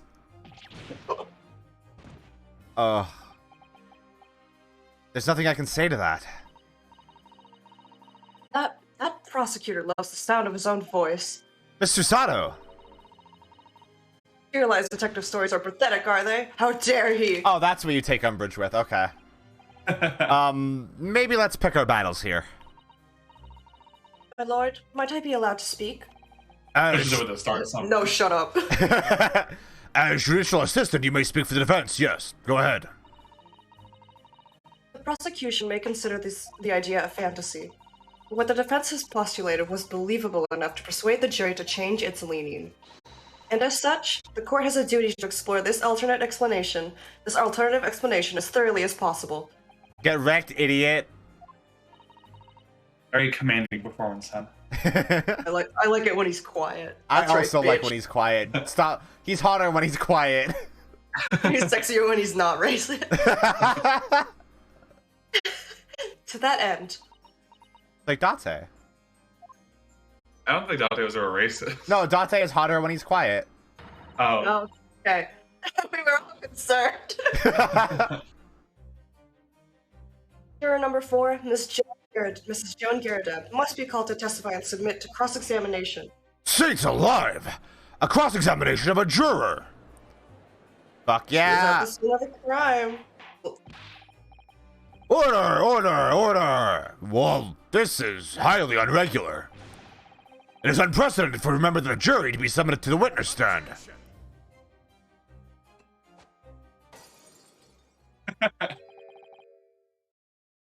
A fucking, like fruitily, he picks it up between his, Daintily. between his fingers. God.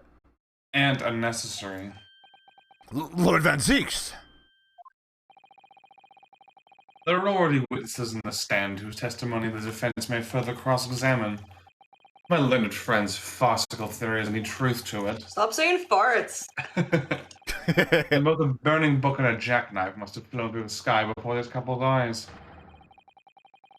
He wants to assume they would be able to testify accordingly. I'm gonna be completely honest. I totally forgot they were still here. They've been waiting very patiently. And quietly. What say you, witnesses?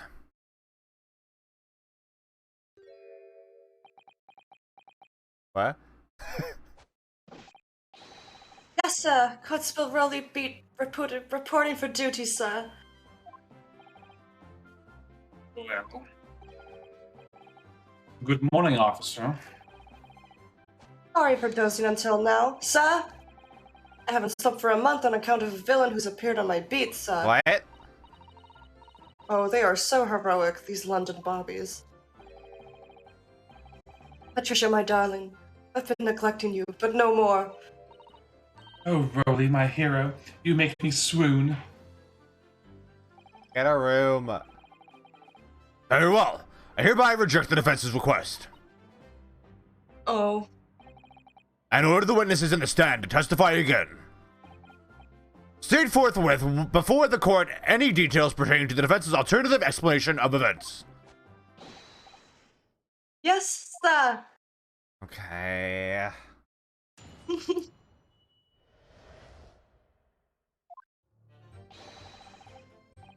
This case has nothing to do with Mr. and Mrs. Garrett. Believe me, a London bobby is good for his word.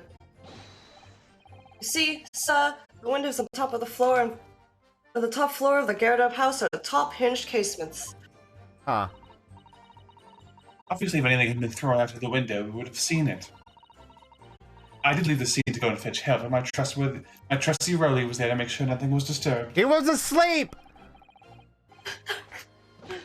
I didn't take my eye off the crime scene for one moment, sir. Nothing strange to report on that front, sir. You said he was face down in the snow! Yeah, you got it.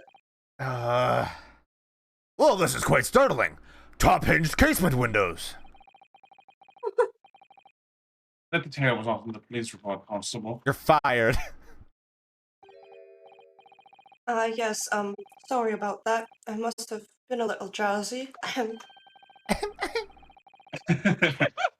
You can't excuse your sins of drowsiness every time, You Constable. slept in a month! Yeah, Damn. yeah, like fucking Jack the Ripper's out there, motherfucker. Like, come on. No, sir. Sorry, but what exactly is a top hinged casement window? And you. You can't excuse our ignorance of such trite remarks, my learned friend. Of course. Sorry. I found it, Mr. Naruhodo. God, what? Like, everything is in that book. Cast your mind back to the windows in Mr. and Mrs. Garrett's room. Alright, I'll try. Rotate them in your mind. So the window opens in order to allow air to circulate inside the house. Oh, shit. But as it's a top hinge casement window, it swings open along the upper edge, you see? I'm glad you've rectified your ignorance. The casement window's most prominent feature. The knife simply ricocheted, Your Honor. You did a sick bank shot, Your Honor. Yeah! Is its stay. A metal bar which prevents the window from being opened beyond a certain amount. It prevents its opening. This is all news to me. Absolutely correct, sir. In other words, if a book or knife were to have been thrown through the open window, it would have clattered against the pane and fallen straight down to the pavement below. No. You see the problem, then? Good. Your education in Windows is complete. Holy shit. Thank you. What the software engineer says to me after I set up for a new show. There was never any possibility of either the book or the knife traveling 15 yards over the road. That is, unless the window pane had been shattered, something we've discounted already. Wait, then how did the book get there then? Because, I mean, the book is very clearly from there, right? Did you see that, Rowley? That the young Japanese man just collapsed in agony. Hell yeah. Oh, yes, my darling, I saw it. I saw how he crumbled before me. Oh, Rowley, you're so strong.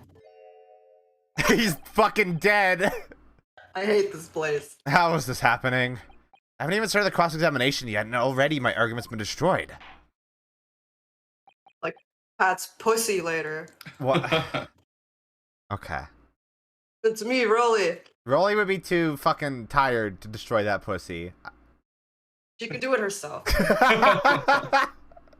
She is a strong woman. She is. She'll ratatouille him with that scarf. No, shut up! Counsel, if you could drag yourself upright again, the court awaits your cross-examination. Peels himself off the desk. Heal me. My lord. Oh, good. Another desperate situation. Virnosuke's desperate struggle. Time to press everything. Yeah. Feels like it. How can you say that for certain? A very good question, sir. And the answer is this. It has the noble founding principles of the force written on it as a reminder to all its policemen of our sworn duty. He showed us that before, didn't he? Did he? I can't say I remember. It's not in my court record. Patrol the streets of London town and uphold the peace of the common man. It's what the job's all about.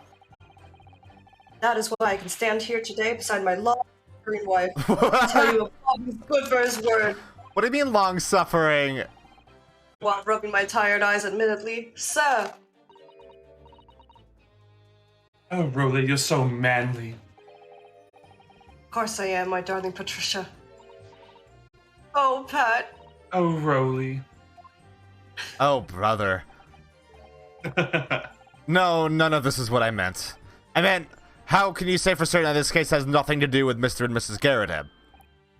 Ah, I see, sir. You should have said so earlier, sir.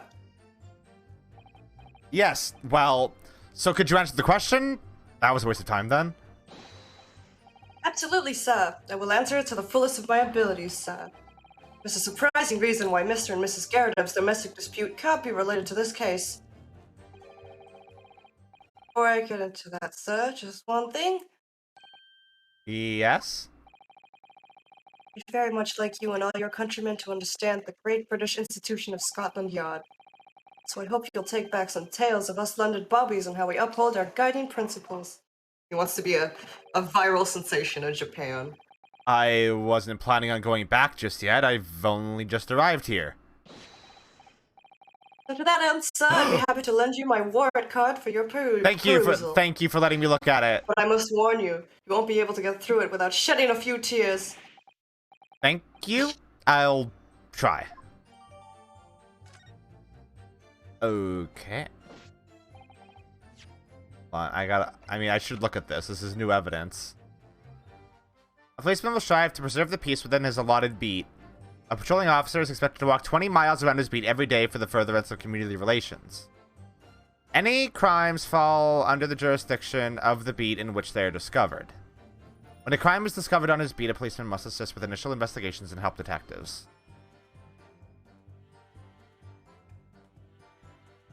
But this wasn't on his beat. Right? Yeah. And this was after he had patrolled his beat already, right? Yeah, he was Yeah, done he's for the day.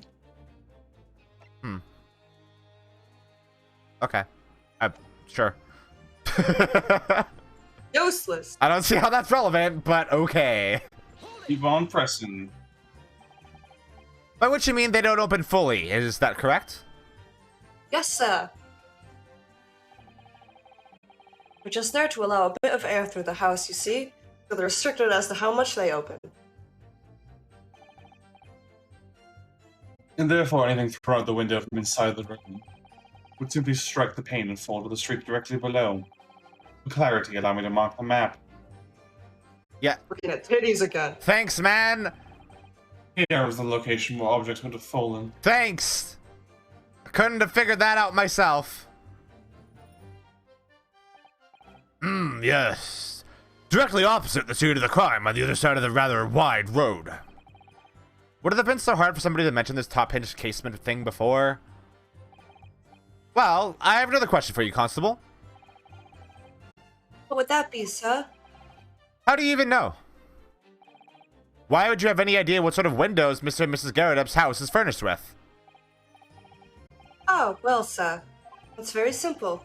You see, I helped with the investigation yesterday. She's giggling. He's giggling. He shouldn't have. He shouldn't have done this.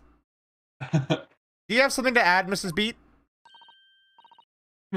Sorry. You look, well, delighted. Is there some particular reason for that?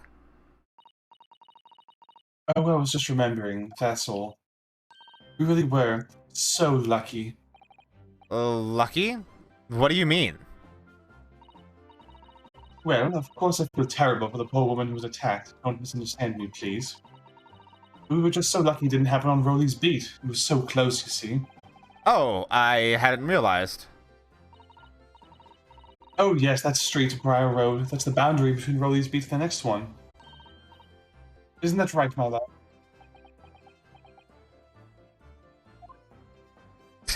Okay. Constable Beat? Oh, yes, that's right. That's the reason I was helping out with the interviewing. With interviewing the occupants of the Garrett household yesterday. Their house is on my beat, you see, sir. That really was cutting it close then. Constable, I wonder if you could clarify something. The Garrett household is on your beat. Does that mean the pavement next to it as well? Outside Mr. Garrett's house? Yes, ma'am. The pavement on that side of the road is part of my beat. I see. I was unaware of that. Just think if the woman had been attacked just on the other side of Briar Road, we would never have been able to go for that meal to celebrate our wedding anniversary. But that's the life of a Bobby, after all. Extraordinary people are Bobbies, tirelessly working for the benefit of all Londoners. You know what I think? I think it was the good Lord's way of rewarding my Rowley for his hard work. Lila is rotating pieces of evidence in their mind. Don't you think so, my darling? That must be it, Pat, my love. That must be it. I think perhaps we should make sure we have that information officially on record. Leave it to me, Mr. Naruhodo. I'll take care of it immediately. Okay. Now it's my turn, I think. I'm gonna double check that. Even though it's probably just the information that we just got.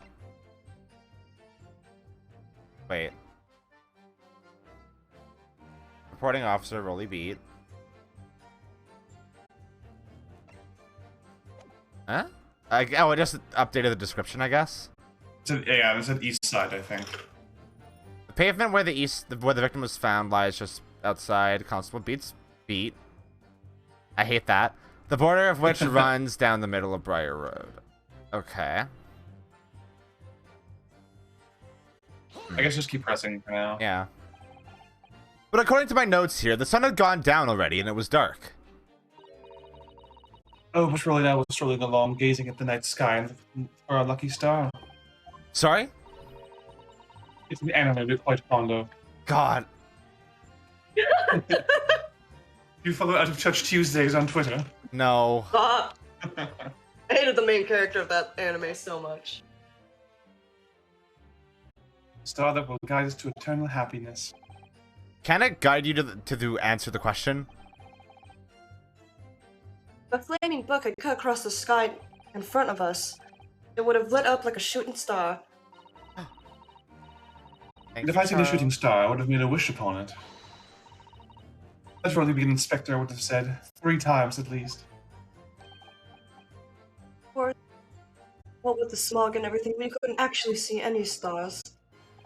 In short, are you trying to say that neither a book nor a night crossed the sky before you? Yes, sir, that is correct, sir. As sure as the night sky in London is starless, sir. That's so sad. It certainly seems like they're telling the truth. And then we saw the poor woman fall to the ground, so we ran straight over to help her. Then where did the book come from?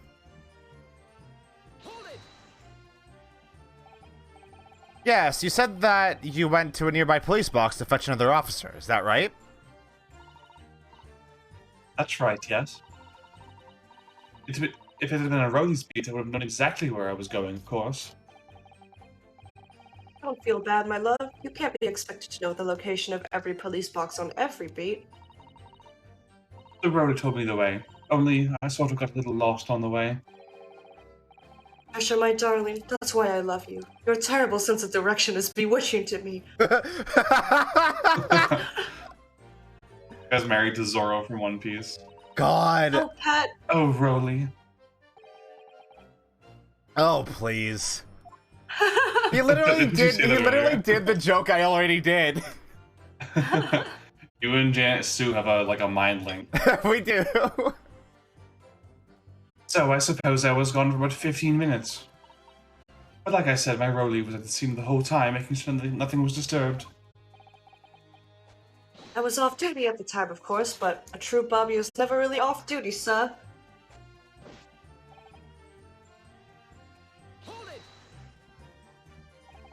Nothing to report? That's correct, sir. I had my eyes wide open the entire time, never looked away for a second. No one else approached the scene, and nothing was removed from it. I can swear that on the yard's honor, sir. Really? That seems a little strange. Beg your pardon, sir. Strange, sir. Seems altogether regular to me. This burned copy of The Lion's Pride was originally in the Garrett-up household. So the question remains, how did it find its way into the hand of the victim? Can you shed any light on that, seeing as you were at the scene of the crime the entire time?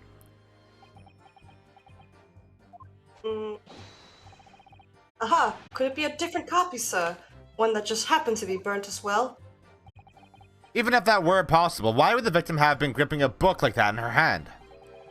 As we can see from this photographic print, she had a bag over her shoulder. Well, sir, that book was in the lady's hand from the moment we arrived at the scene. Is that so? There's something about this statement that's not sitting right with me. The two mysteries of how that knife ended up in her back and how the book ended up in her hand. There must be some common thread between them. Can I ask you something? Please, Mr. Lawyer, Oh, sir. are you gonna say more? Hell yeah. Yes, of course. What is it? He takes out his pen and paper. Yes, please keep Yes, talking. please keep going. You're doubting us, aren't you? I can tell. What? I wasn't really. I mean, what's she doing? Please, just because I'm a woman doesn't make my testimony any less valuable.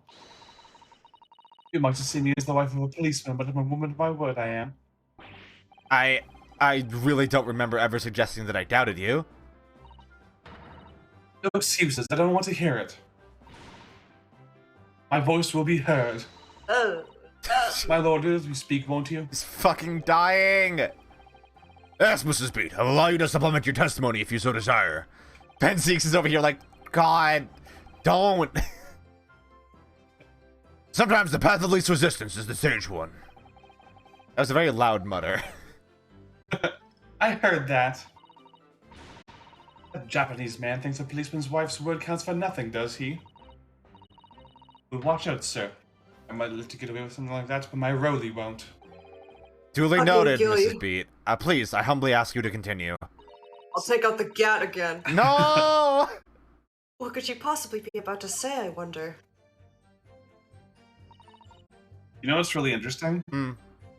So in English, their names are Patricia and Rolly, which is the opposite of what their Japanese names were. What? In the Japanese version, their names were Patrick and Lola, which, in Japanese is pronounced Rola. Why? I don't know. That's really weird. I guess they figured that, Lola doesn't work with the pun because you'd have to change it to Rola in the real name. Huh. They wanted to keep the troll pun, so. Huh. Trolley. Trolling. This is Beat. Nobody is questioning what you've told us. I saw it, I did. That evening I saw it clearly. Little Eastern man with the whiskers and the funny curved back, slinking away from the scene. Okay, you just saw a cat. And I know what I didn't see as well. I didn't see any flaming books or knives flying through the sky. All very clear. You also mentioned something about having a poor sense of direction? Oh, yes, well, it's a little embarrassing, really. I'm always ending up in the wrong place when I've made arrangements to meet Rowley. It's ever so cross. I hate this bitch. Constable Beat, is there a problem?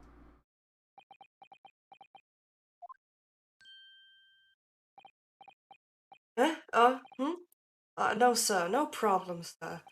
Did your wife's remark just now bring something to mind, perhaps? Oh, well, in a way, sir. Yes, sir. I was just remembering that the same thing happened that evening is all. Huh? You mean Mrs. Beat lost her way on the night of the incident? Well, you see, I sent her off to find a police box in the next beat over from mine. She was gone a fair bit longer than what I was expecting. I thought she'd be back inside 10 minutes, but my darling was gone a good 15. Okay. Oh, Rowley, you're such a tease. What is that? What? But the reason I was so long is because of the bouquet, silly. The bouquet? Sorry, what bouquet are you talking about? Oh, it was a present for our wedding anniversary. Rowley's so romantic. He stayed up for it with his farthings and halfpennies he found in the gutter while doing his rounds. He has a migraine. Yes, how romantic. I forgot all about it until just now. Had you, my darling? Ah! Oh, He just yes. had a nightmare. But that was just... I'm not talking about it to anyone. I have to promise. Why? Really? Oh. What was that all about? Constable Beat looked very obviously troubled during that exchange. I'm afraid I can't offer any useful insight, Mr. Naruhodo. Thanks. But I am sure of one thing. That guy is fucking weird. We have to ask Mrs. Beat about the bouquet. Mrs. Beat, this bouquet you just mentioned. I'd like you to add details about it to your testimony, please. Oh, really? Yes, I'd love to. Don't you not? He's like, what the fuck? I just said it. Well, I'll divorce your ass. You mean you dropped the bouquet at the scene of the crime? Yes, that's right. Oh, I was so upset. When we ran over and saw it was a woman with a knife in her back, I was so shocked I dropped the bouquet Rowley gave me. It was in a dark spot where the streetlights weren't casting any light, so I didn't notice it at first. And then you went to the police box to report it to the policeman whose beat it was on? Yes, and I came back to the scene together with the other constable, you see. That's when I spotted my bouquet again. The funny thing was, when I went to pick it up, it was nowhere near the victim's body at all. In case you need reminding, Mrs. B, the victim is not deceased. I was all flustered for a moment before I heard a voice calling me from the other side of the road. Huh. Interesting. Your husband, presumably? That's right. Silly me, I'd gone over to the wrong side of the street. Although, I'm going to blame the bouquet this time. I can't think of how it got there, I really can't. So the bouquet somehow moved from one side of Briar Road to the opposite. Curious indeed. Isn't it? Well, the worst of it is I forgot to pick up the bouquet. I forgot to pick up the bouquet again when we left the scene. That beautiful rose Rowley bought me. With that change from the gutter he spent so long collecting. He touched so many pieces of shit. No, I got bit by so many rats. My bouquet. You perhaps mean this sorry solitary rose? That's not a bouquet. That's not a bouquet. That's literally not a bouquet. That is one flower. We're poor as hell. Yeah, I mean, look at the fucking tape on his helmet. Yeah, I guess. Look at that stitched together bow. Yeah. They are trying so hard. They're destitute. Ugh. Oh. Oh. Yes, that's it. That's the bouquet Roland bought me for our anniversary. With little bits of change he found in the gutter. With the rats and the poop. Maybe just call it a rose. Tell us, Lord Van Zieks, where'd you come by the flower? Some weird bitch with glasses gave it to me. I don't know who she is. It was me. According to the report by the police officer in charge of the crime scene investigation, it was found on the edge of the pavement in front of the Gerardep household. In front of the Gerardep's household? Although it wasn't noticed until the morning as it lay with a street lamp caught no light. It was believed to be of no relevance to the case since it was found on the opposite side of the thoroughfare. Oh, thank you, sir, thank you. Could I have it back now, please? No. No, I think for good measure this rose should be added to the court record as evidence. You will never see it again. Oh. Oh. But it's a symbol of our love. I want it back after the trial. Do you hear me? I want it back. Good grief! Rest assured that I shall do my very best not to forget, Mrs. Beat. Please stop strangling your husband. Okay. So... Shove it right in his face. I'm just gonna...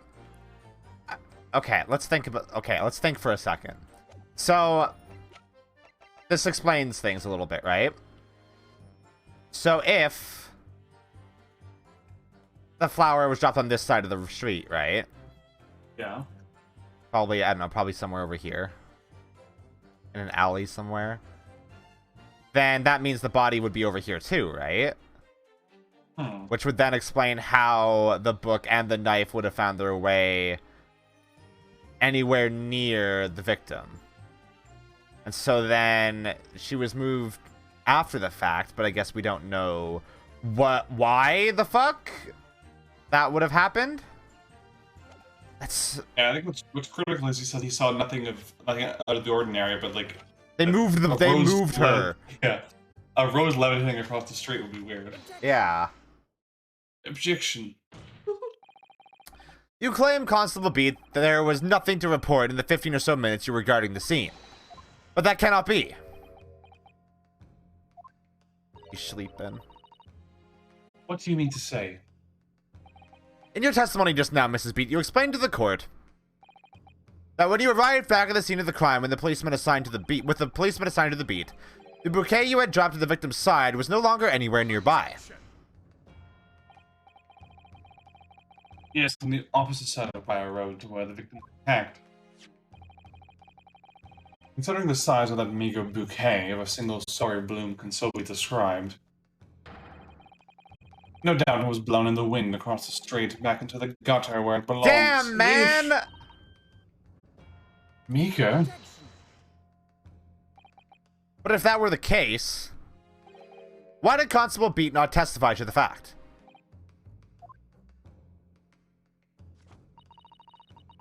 No one else approached the scene, and nothing was removed from it. Constable Beat swore to that on Scotland Yard's honor. But the bouquet belonged to me. It was nothing to do with the case. That's why I really didn't mention it, I'm sure. No, because sadly it's not only your bouquet we're talking about here. More than one thing in this case is mysteriously the wrong way round. What are you talking about? Think about it. Besides Mrs. Beat's bouquet, there's Mr. Gerardep's book. Mr. Gerardep's copy of The Lion's Pride, which was thrown out of the window by his wife, would have struck the pane of the casement window and landed here on the west side of the street. And yet, it was actually found here on the opposite side of the road in the victim's hand. Meanwhile, according to the testimony we've heard, Mrs. Beat's bouquet should have been dropped here at the scene of the crime on the east side of the street. But in fact, it was actually found here on the opposite side of the road in front of Mr. and Mrs. Garrett's house. There's no logical explanation for those things. Unless somebody deliberately moved them. Well, you're close. What are you trying to say? The way you're talking, it sounds like you think Rolly's done something wrong. Don't listen to a word that scrawny lawyer says. With wittering on about books and bouquets. Why should we care? It's nitpicking, that's what it is. Oh good, Mrs. Garrett's come round. You might call it nitpicking, Mrs. Garrett, but deliberately meddling with the scene of a crime is a criminal offense. It's called, Tampering, Mr. Naruhodo. Oh, old man's pissed. But the person responsible for this tampering cannot admit to it, for a very subtle but compelling reason. He's asleep. Tampering? You've barely heard the term before. Tell us, my learned friend. Who would possibly have had cause to carry out such an elaborate deception? Yes, there is someone who tampered with the scene of the crime that evening. All the evidence and all the testimony points to that one particular person. Counsel, I must demand that you substantiate this conjecture. Who are you saying is responsible for tampering with the scene of the crime? Rolly said they could go on their anniversary dinner. Yeah? Yeah. That's the only one that makes sense. He was the only one there.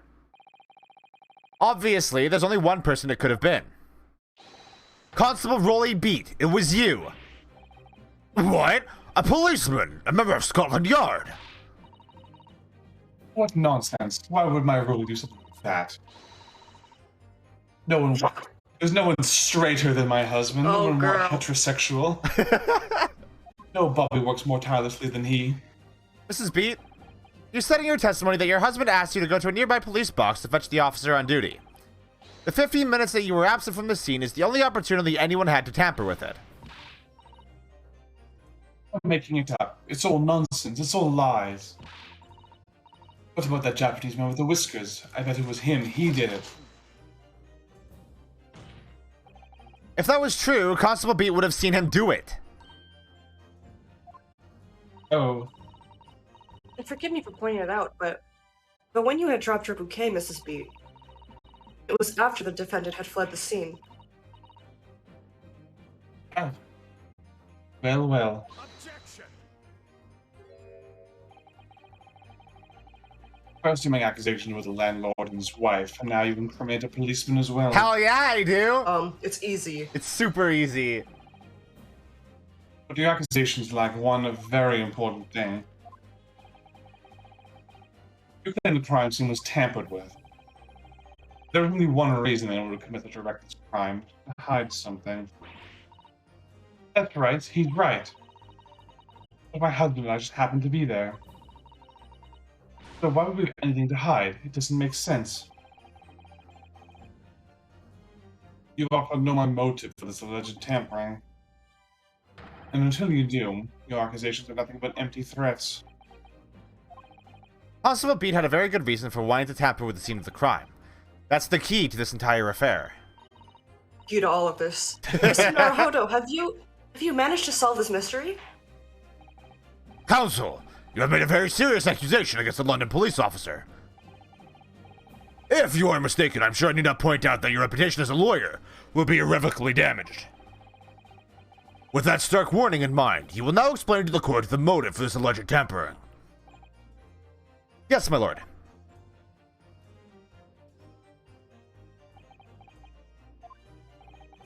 Constable Beat's motive for tampering with the crime scene was to hide where the victim fell. Where the victim fell to the ground. That is what this Bobby had to cover up at all costs. What? Where the victim fell? You mean where she was attacked? What are you talking about? We told you at the very start, didn't we? On the pavement of Briar Road. We saw it happen, remember?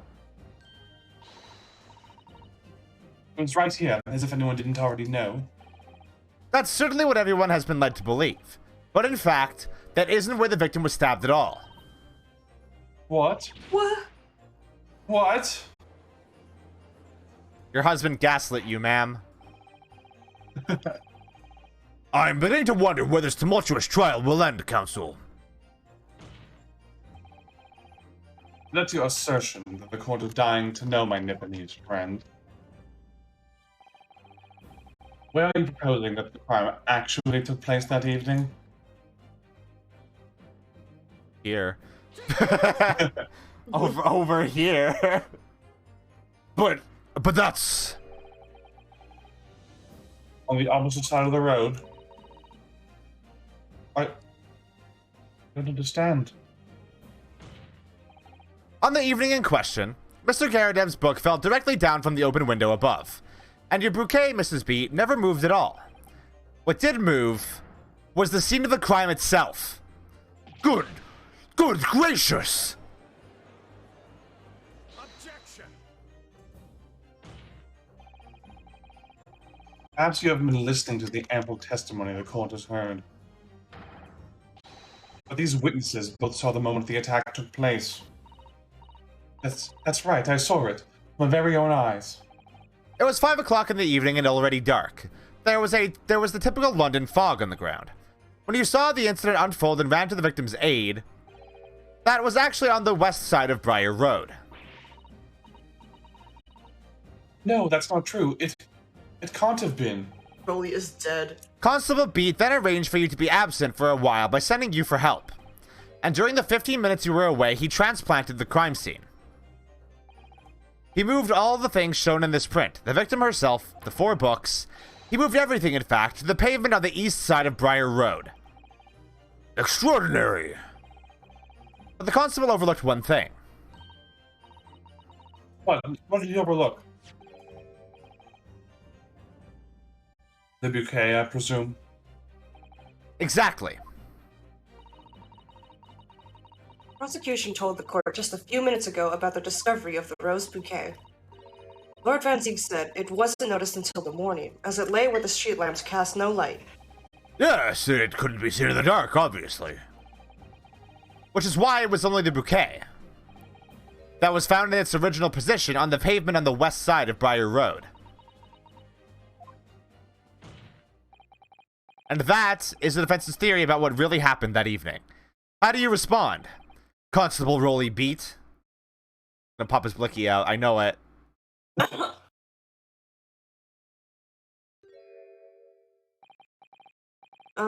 Well, I'm very sorry. I didn't mean to nod off again. I haven't slept properly in a month. Did I miss anything important? Oh, Rowan. Why are you in a... Well, It isn't true, is it? What that lawyer said is all lies, isn't it? I know it is, because you're the most upstanding, righteous man I know. he's asleep again. I had a dream. A terrible dream. All the things I did that night.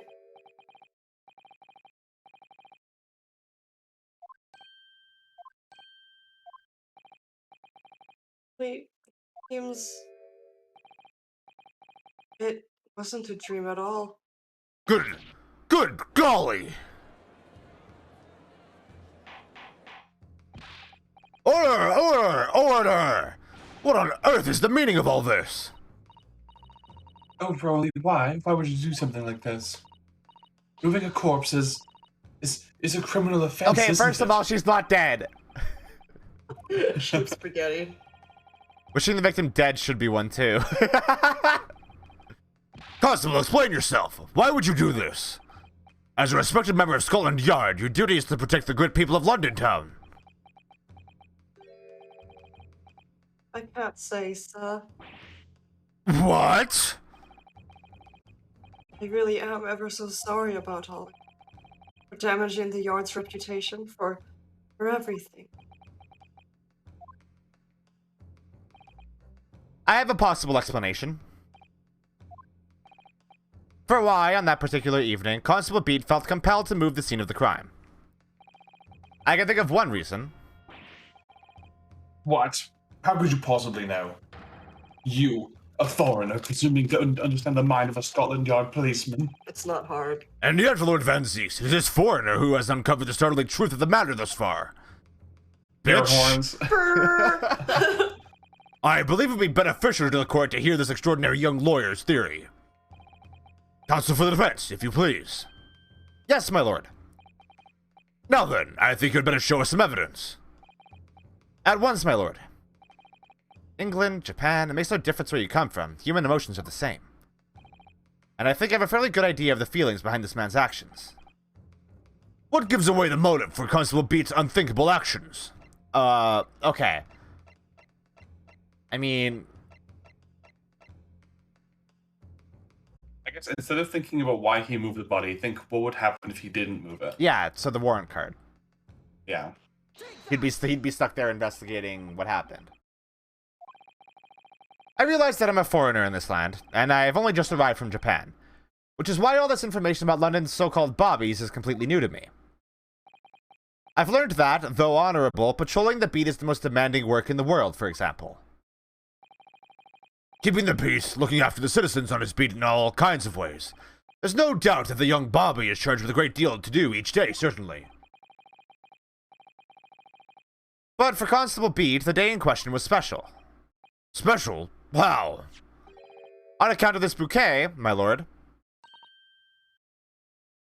Oh, yes. It was our very first wedding anniversary.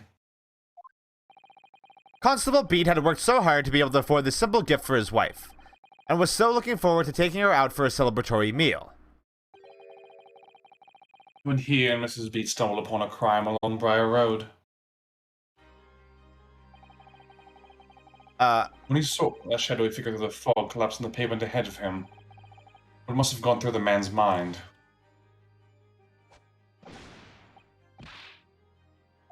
Yeah.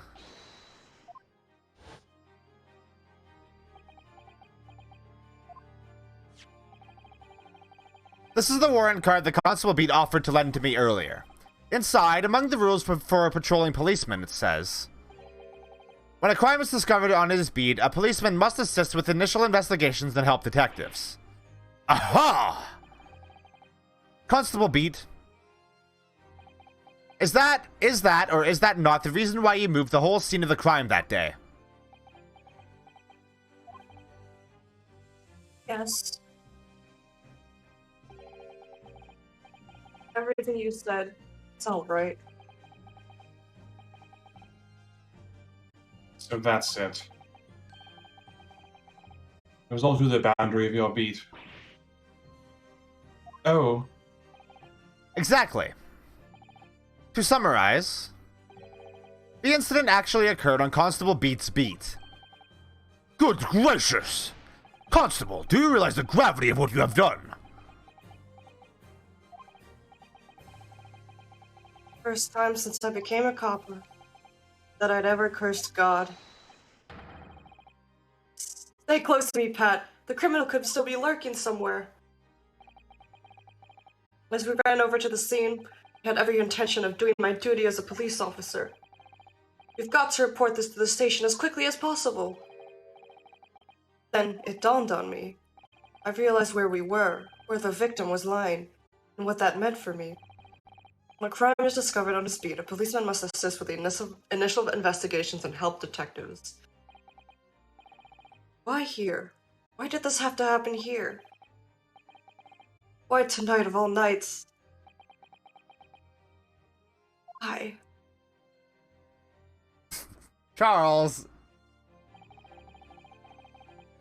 Copper's job to guard the scene of the crime, so I told Pat she'd have to go to the nearest police box and fetch whoever was on duty there. It was then, when I opened my mouth to speak, it just came out. I couldn't believe the words that were coming out of my own mouth. This is the next beat to mine, Pat. So you'll have to go to the police box that covers it, turn right along Beersham Street, and then... Uh-huh. A cab. Don't cry. You ready for the most hardcore line in the game? Oh my god.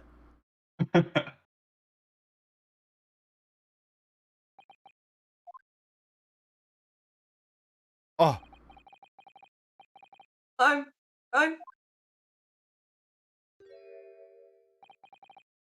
I'm sorry. I'm so sorry. Oh, Constable. I just wanted that one night to take my Patricia out for dinner. Oh, Broly. That one night.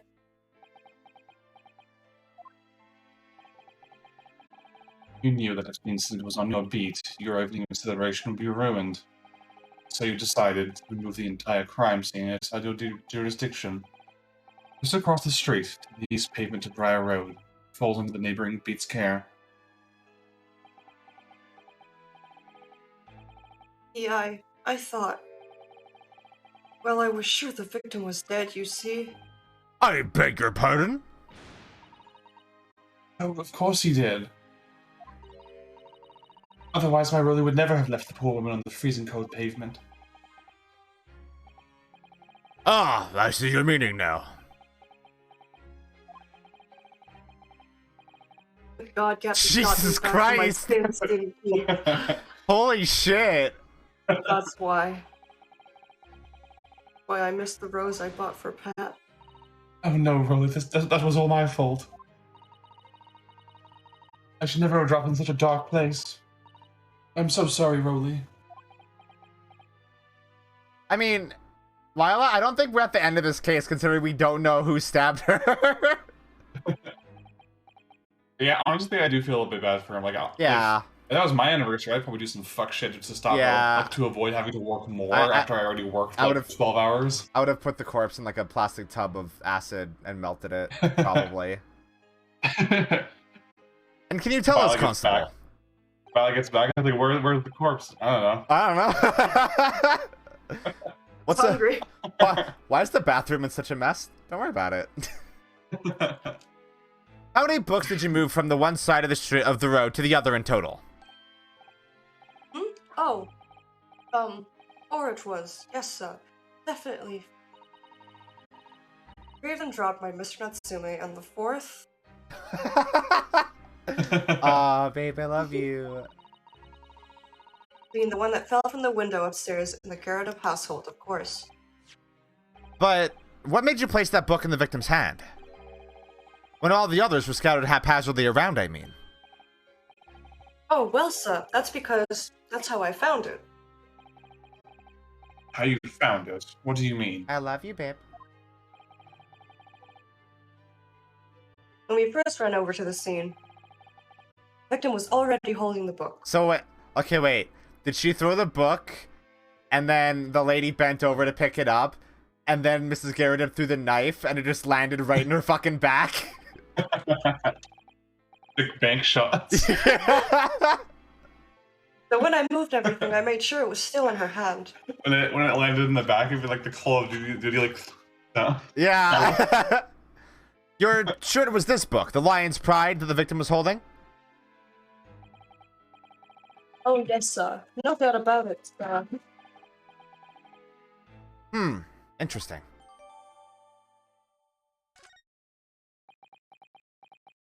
Anyway, you're under arrest, sir.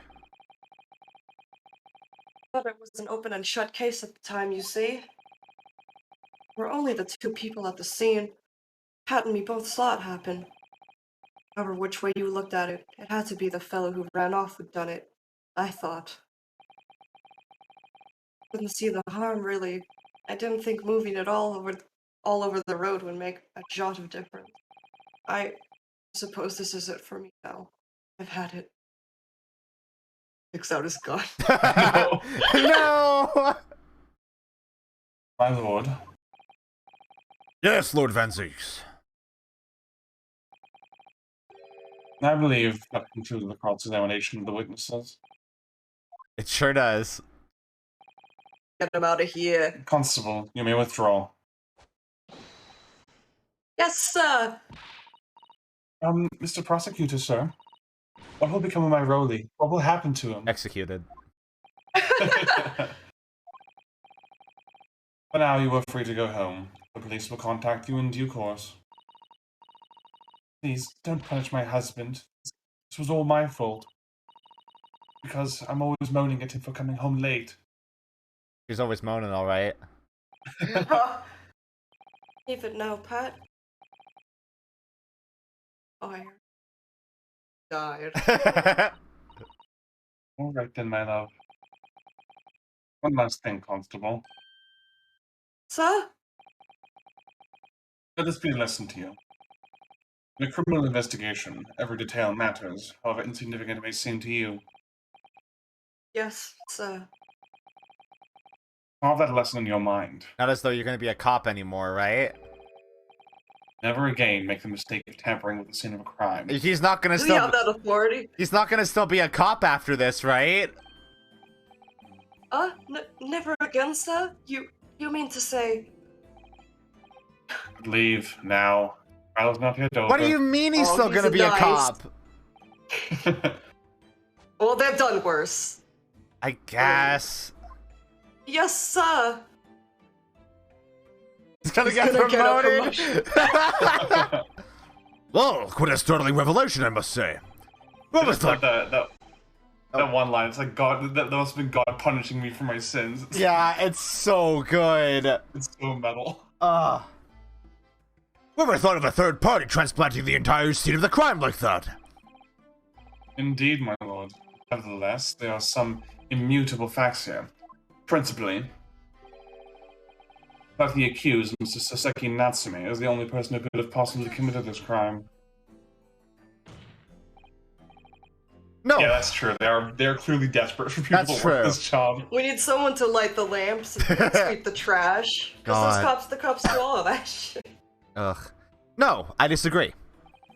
Now that we know the true scene of the incident, there is someone else. Another person who could be responsible for the knife in the victim's back. Forgive me for being presumptuous.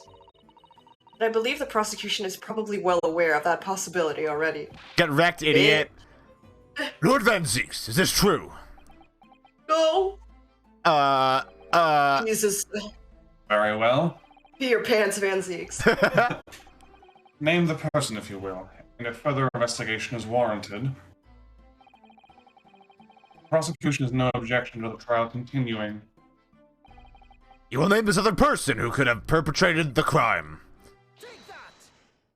Joan Garadeb. The defense would once again like to request the cross-examination of a new witness, my lord. Once again? My assistant made the same request earlier. In order to finally reveal the truth about this case, it's imperative that we cross-examine juror number 4, Mrs. Joan Garadeb. Me? Me? Oh, dearie me.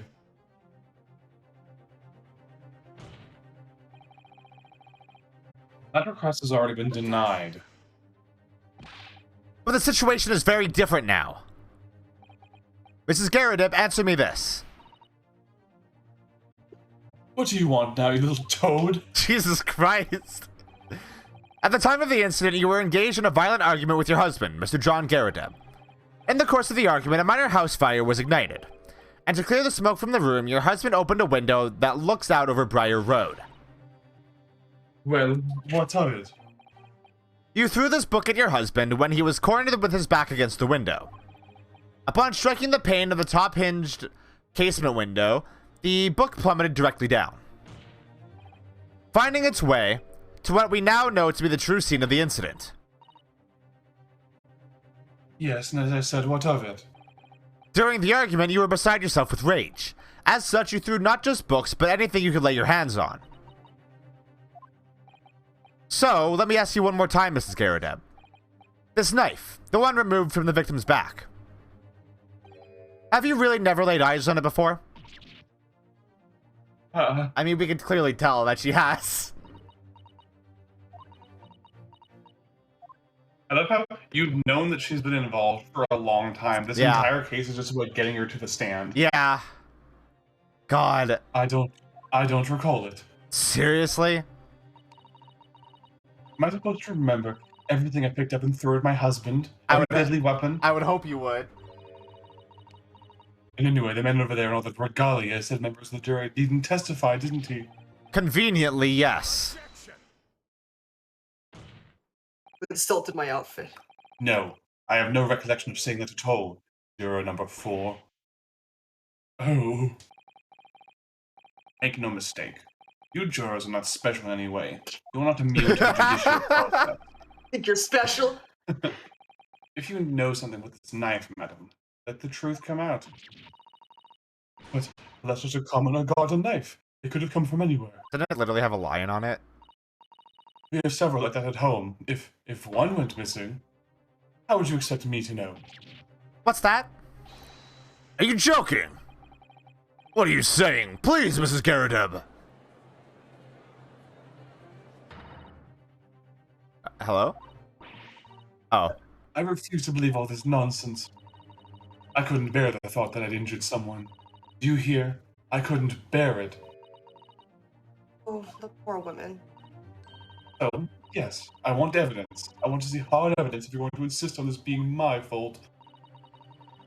You're going to have to prove to me that I threw that knife if that's what you'll think. Come along now, chop chop. Do your worst. Well, Well, Mr. Naruhodo? if I have evidence like that, believe me, I would have thrown it at her already. Then take the stand, juror. Oh. The prosecution does not object to the defense's request to cross-examine this woman. Oh, miss. Thank you, Lord Van Zeeks. I'm going to have to testify? Get wrecked, idiot. Juror number 4. As I'm sure you will appreciate, having observed it with your own eyes today.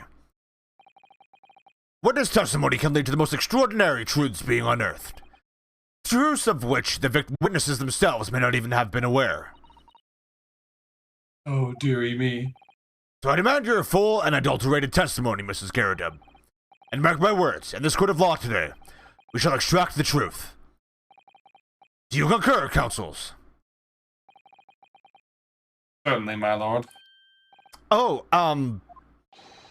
that's what I'm hoping for, my lord. Hell yeah. Down there.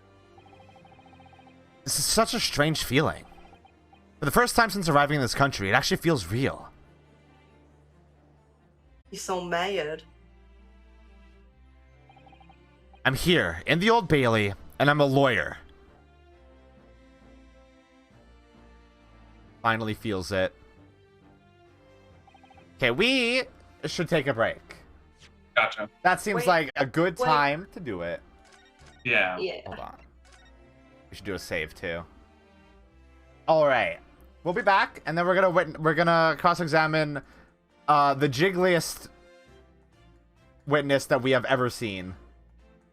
Is that true? Did anybody have jiggle physics in previous games? April, May. April, May did, yeah. I mean, I guess, Ew Tornado did it, but it wasn't real jiggle. It wasn't real was jiggle, it was shit balloons. physics. Yeah. Yeah, no, England isn't real, thank God. Could you fucking imagine? Alright. We'll be right back.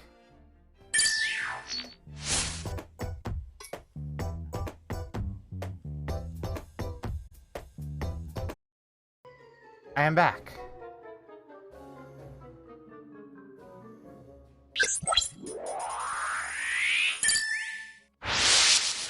Hello? Hello? Hello? Hello? Is Mina there? Eating cookie. She's eating Oh, cookie. she's eating Cookie. Sorry, Cookie. You're getting eaten. Oh. Okay. Okay, we're starting the game. Also, risk a day. Oh no. Don't bring Homestuck here. Too late. Fuck. God damn it. Cookie, die. Ugh. Oh, right, this is me. This is you, yeah. But I hadn't said this yet. Consumed with cookie. Cookie lust. No, it's for... Oh, you're right. Is it... No, it's not Frisk... I mean, it's Friska Day for them. Oh, wait, no, it is just Friska Day. 8-8. Damn. You know?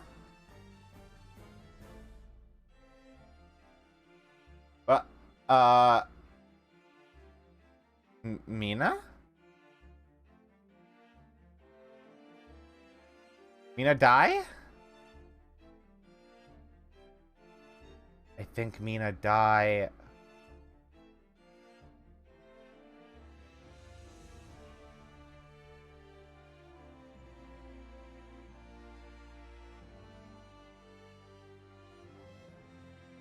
Oh no, their internet just died.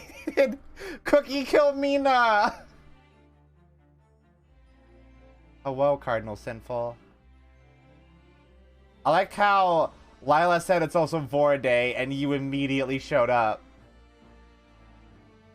Hold on, what can we do while we wait? Hold on. Hold on. I have an idea.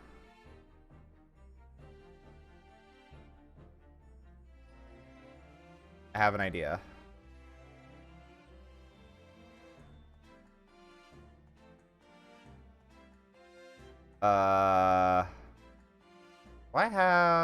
I do. Oh, it's underneath. Hold on.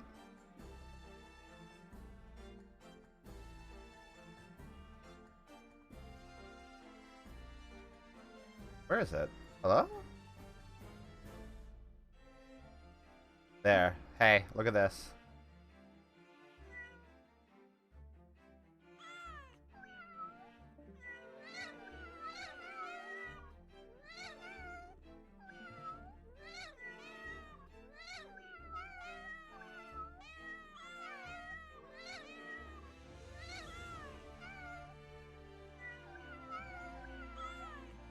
Cat. Hello? Hello? Hello? Hello? I have many arms, Needle. Incredibly many arms. Are you back? Is it Yeah, back? you're back. I can hear you. Oh, Oh, thank Oh. God. That was annoying. you're playing. Don't worry Mr. about Cat it. Stamper. What is this? I was not doing anything. I don't know. You're up. Anyway, Cat? Oh, and then you.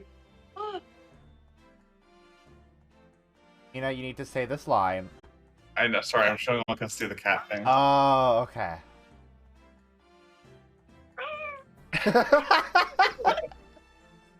I have to communicate with them. Okay, we're back. Wait, and state your name. You did- Oh. Oh, Oh, okay. okay, you're back. Because the last time it dropped, she said that, and then it just everything stopped. Yeah, it's that. I was those, like, oh no. they're the cursed words. Oh, yes, my name is Joan Garridan. And I'm, well, I'm a juror and such like.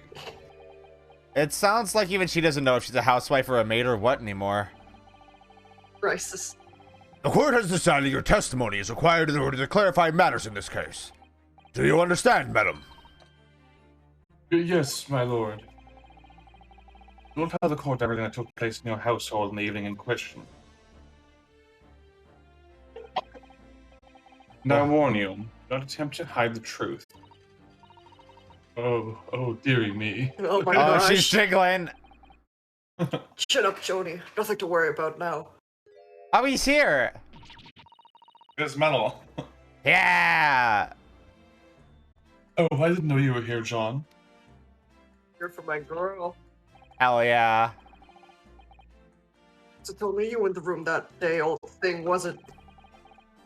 Rather think I had to testify as well, don't you? What about your knee, dear? Don't you worry about that. Hardly notice it. Not the sort of chap to leave a comrade to face disciplinary action alone. Oh, John. I presume you are Mr. John Garrideb. Yes, sir. Former second lieutenant of the 3rd Regiment of the 4th Northumberland Fusiliers, sir. Northumberland. Northumberland. Seen my fair share of action, and now living the quiet life, as it were. As a parasite. Quiet life. We're not engaged in an incendiary battle with your spouse on the day in question. Can't help being a Libra. Well, yes, quite. I believe this may represent a first in the proud history of the British court. Calling a juror to the witness stand is unprecedented.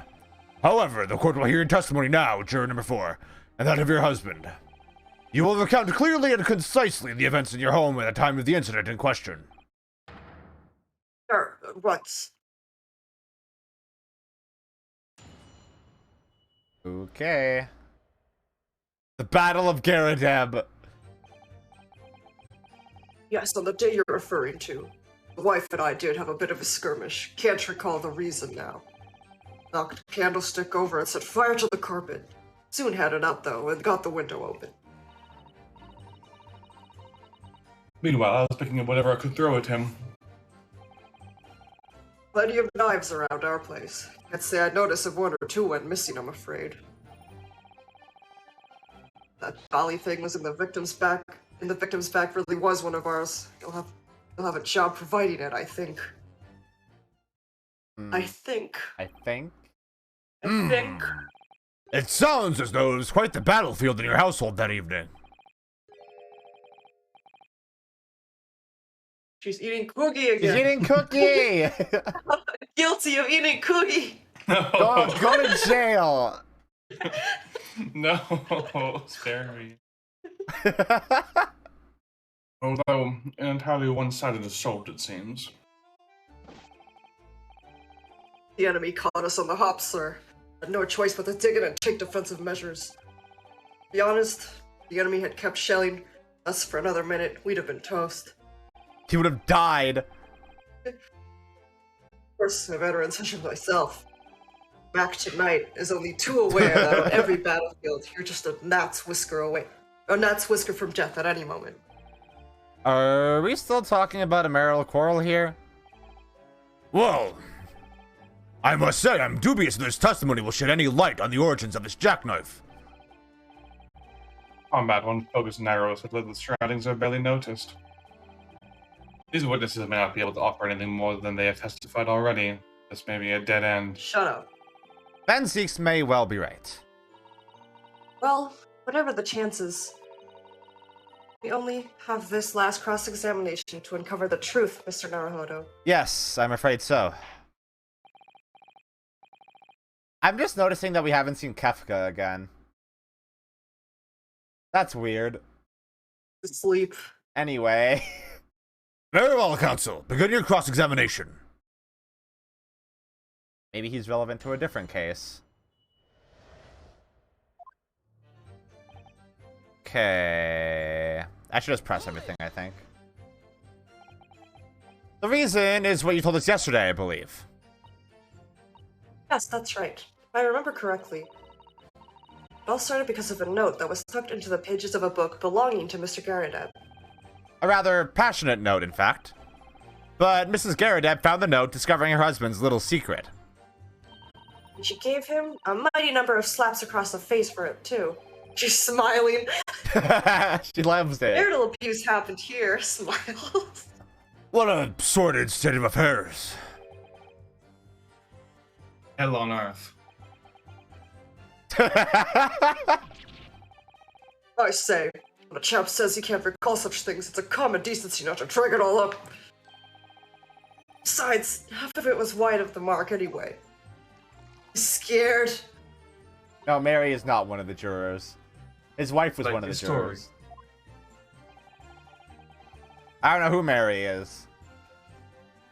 His waters run very deep. And what transpired next after these multiple blows to the face? Blows to the dick.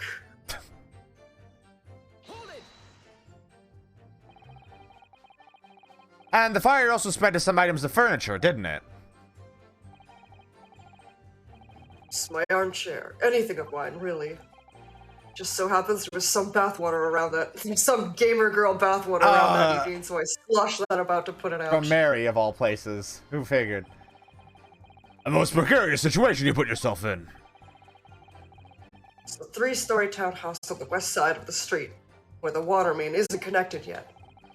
I have to draw water from a public water pump during the day if you need any, you see.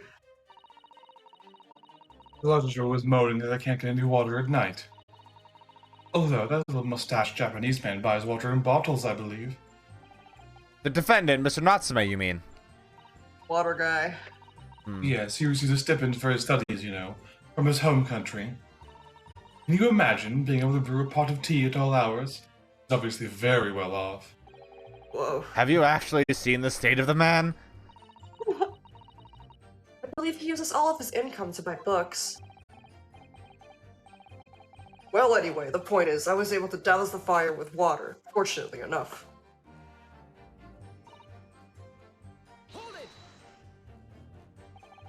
Even though the room was on fire? As far as I was concerned at the time, it was more important to extinguish my anger than the flames. When a woman wants to throw, she must throw. That is most certainly not true of a Susato takedown, Mr. Naruhodo. How did she know I was thinking that? I was also thinking that earlier. So, please cast your mind back and try to remember. Was a knife among the items that you threw at your husband that day? In all honesty, I don't recall. But I feel I must point out that I'm no monster. Let me see, some bread, a cabbage, garlic, a towel, and a sponge. A napkin. Excuse me. Do you have something to add, sir?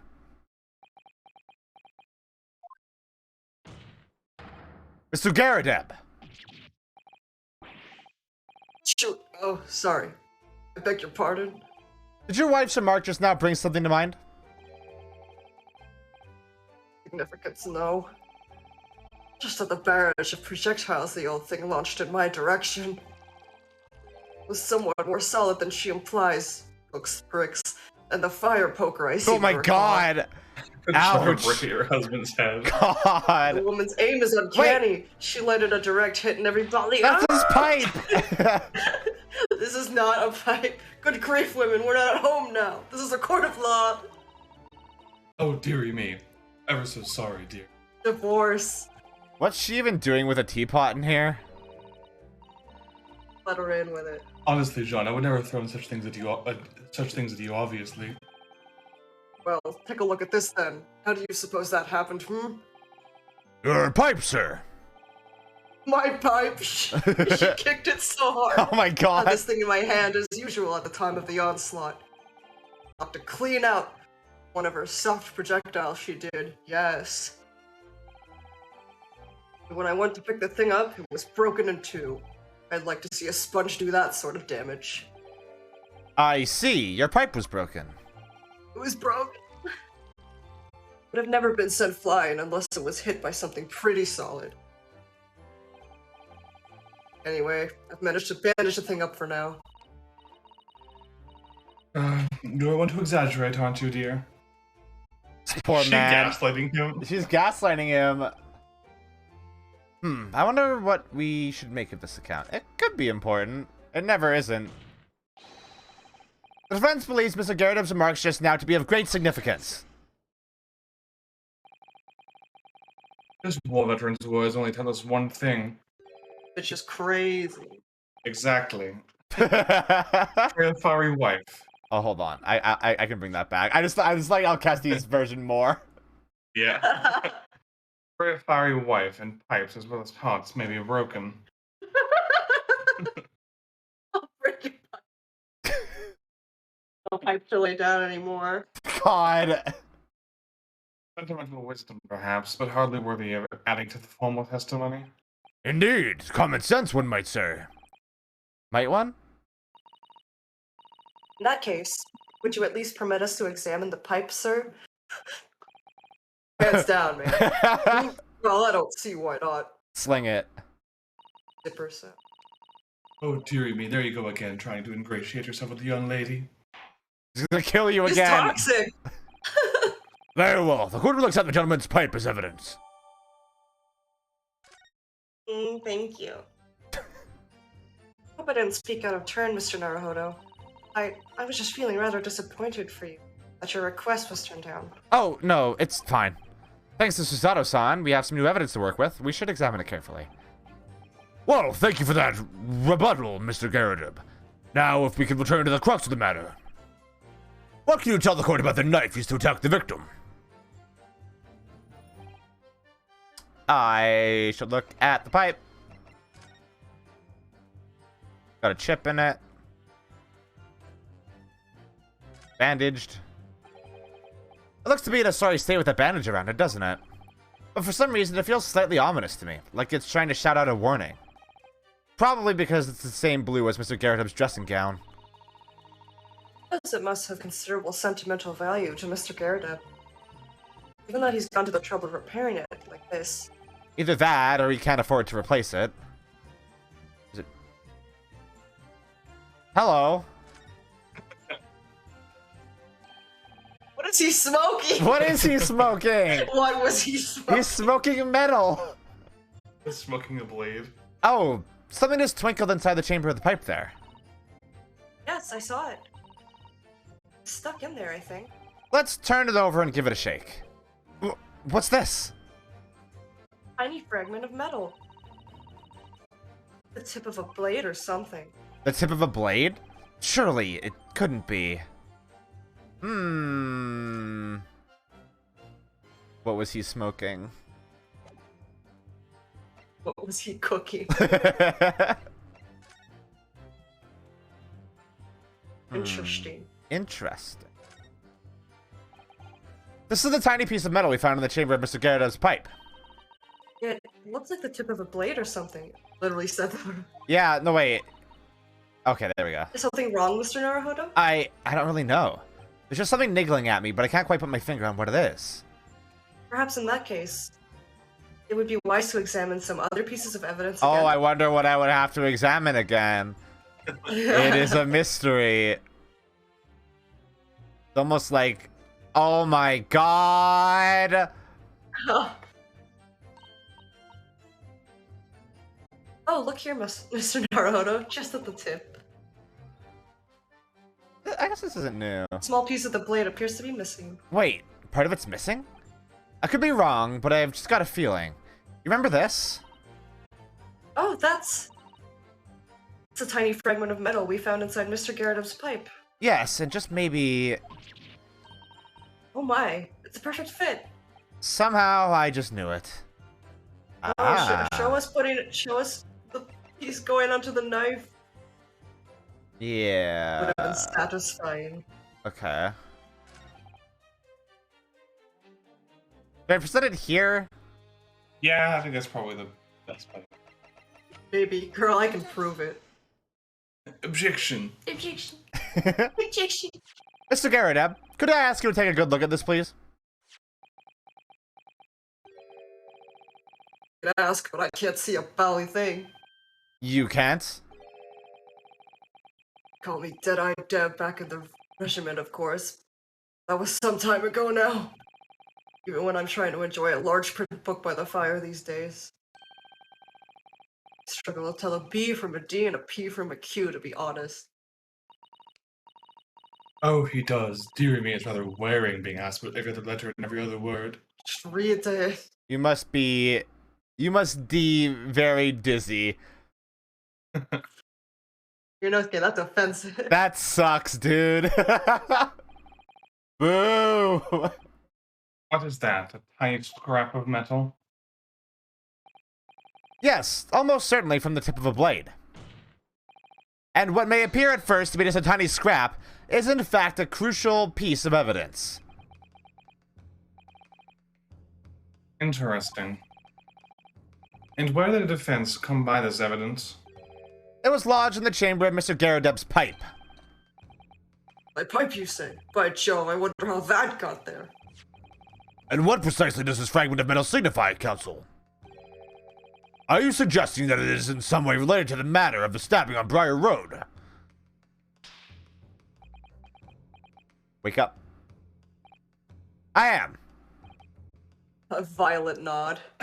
What? When put together with another piece of evidence already in the court record, I believe this tiny fragment of metal will unravel the whole truth of this case, my lord. He's in a box. You appear rather confident in that extraordinary statement, counsel. Very well then, present the pertinent evidence to the court. Oh my god, yeah, the fucking knife. This is the knife that was found in the victim's back. If you look closely, you will see that there's a small piece at the tip of the blade that is missing. What issue with an inferior blade sold in unsavory markets? Can I interest you in some fine Japanese steel, Van Zeeks? Criminals use them regularly, leaving the tip lodged in the victim's bones. And what of this particular knife? No doubt its tip has suffered a similar fate, now languishing somewhere near the spine of the victim. If Tama was here, she'd be laughing every sentence. No, that's not the case. The tip of this particular knife's blade is the very fragment of metal we discovered in the chamber of Mr. Garodeb's pipe. Did he just get shot? A heart attack! Yes! Good grief, Lord Van Zeeks. I don't believe... Oh, this is some Von Karma type shit going on here. Back from the crime scene in this fragment of metal. A perfect match. Good golly gosh. Order! Is this some sort of Eastern sorcery? Sir, come on now. Come on, man. This is no magic, my lord. This is a miracle. A miracle!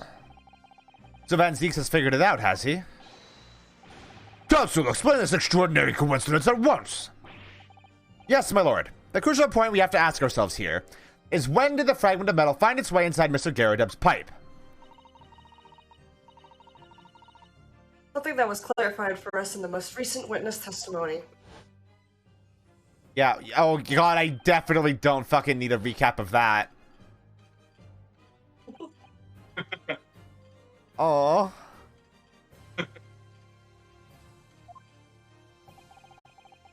During the argument between these two that occurred just as the victim was on the pavement below, Mrs. Garodeb flung this knife at her husband. However, the knife missed Mr. Garodeb, instead striking the pipe in his hand at the time. Caused the tip to break off. Of course. Good lord! Yes, and that is when the tiny tip of the blade found its way inside Mr. Garodeb's pipe. The chances of that are 1,000,000 to 1. And yet there's no other credible explanation for how the tip of the blade ended up in your pipe. Then, after losing its tip, the knife ricocheted off the pipe and flew out of the open window. Oh, her aim is getting better.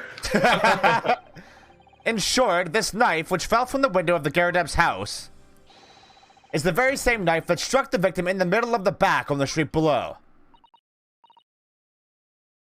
Gosh, oh dear, oh. No! Oh, she's so small. Oh my Did god. he shit himself? He shit himself! ass blasted the fucking back of his robe off. A full-bodied theory, I'll give you that. Complex bouquet of seemingly trivial points, plausibly arranged to create an almost passable vintage. Allow me to toast my learned friend's characteristically Nipponese approach to bottling his argument. Sorry? But after all, it's just a theory. A game Thank you. theory. Thank you. Thanks for watching. Oh. The bottle, I fear, is corked. Because you see, Why? Funny. foiled by an insurmountable inconsistency. An insurmountable... What? Lord Van Zeeks, explain yourself. What is this inconsistency you claim to have identified? Inconsistency of the simplest nature, my lord. The victim was found with a knife planted in the middle of her back. Oh, no, yeah, she picked up the book. Yes, in her... Ah! Why? That's right, you silly little man. Now, Joan, old thing, what are you getting so excited about? Let's consider the basic facts of the case once more. The victim was walking along the pavement before being stabbed in the back and falling to the ground. If the knife that struck her had fallen from above, Why? Stop! there's no possible way it could have planted itself into the victim's back. No, no, that did happen. Order! Quite right, you see, that's exactly right. If the knife had fallen on her from above, Why? it would have struck her on the top of the head. Leave this poor She man hates- alone. She hates him. Well,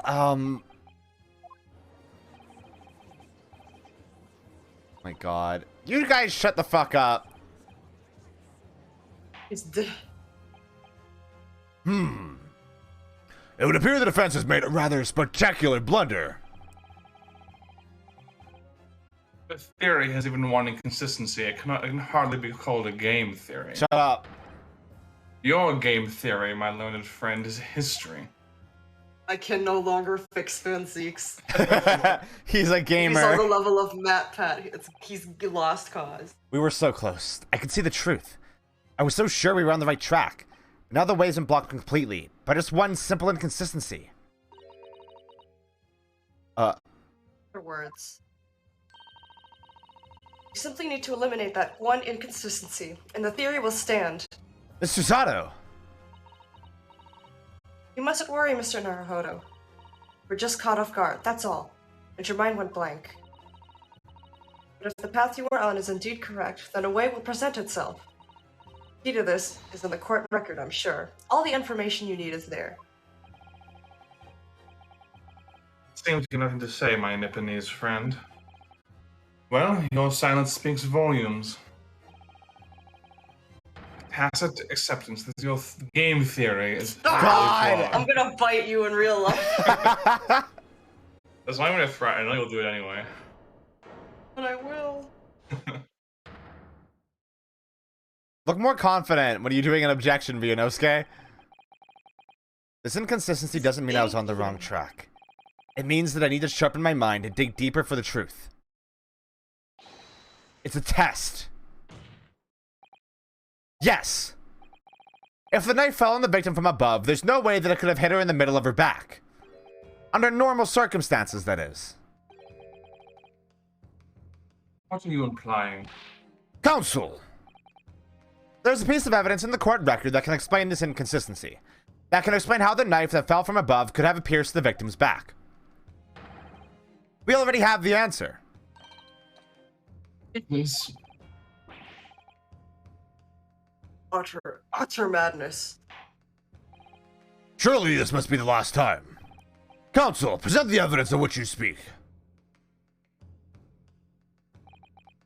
This is the last inconsistency. The final piece in the puzzle. If I can successfully make sense of this, the truth will be laid bare at last.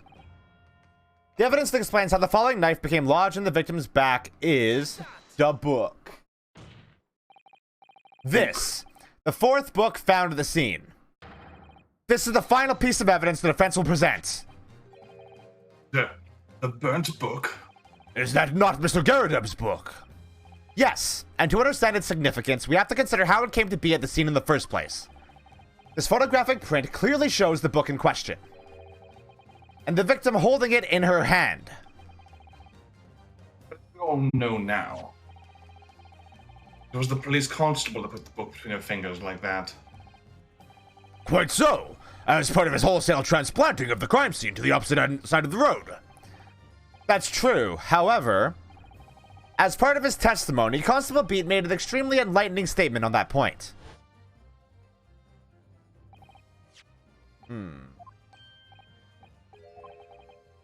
Yeah. In other words, the victim had already picked the book up of her own volition. And clearly, that must have been before she suffered the knife wound. Well, I should say so. After being attacked with a knife, I don't imagine she'd have been doing much of anything. So the question becomes, why did the victim have that book in her hand?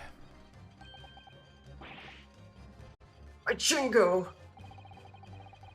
I think I'm beginning to see what may have happened now. Oh, dearie me.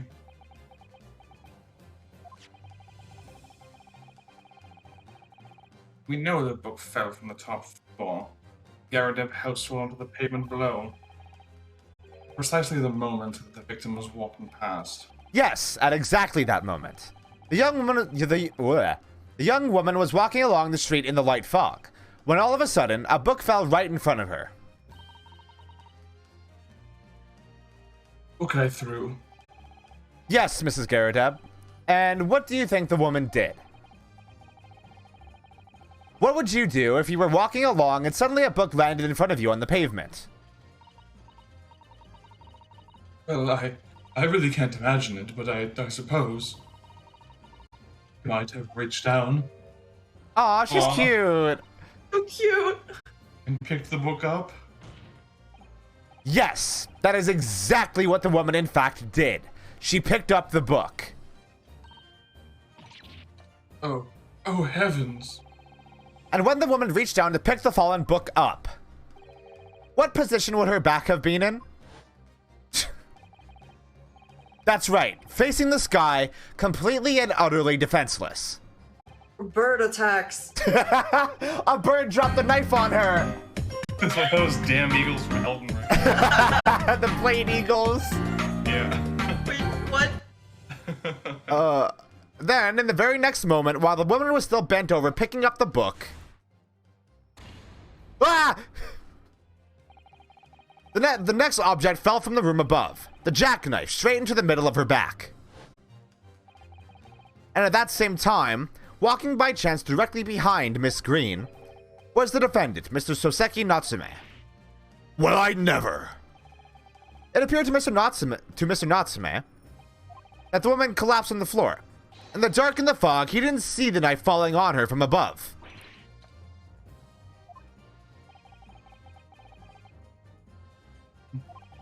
Oh man. Also, wife saw no one but the victim and her apparent attacker. There never was a real culprit to run from the scene in the first place. No, there was nothing more than a series of unlikely events that culminated in an unfortunate accident. And that is the real truth behind this case. Get wrecked, idiot. Well, Mr. and Mrs. Garadeb?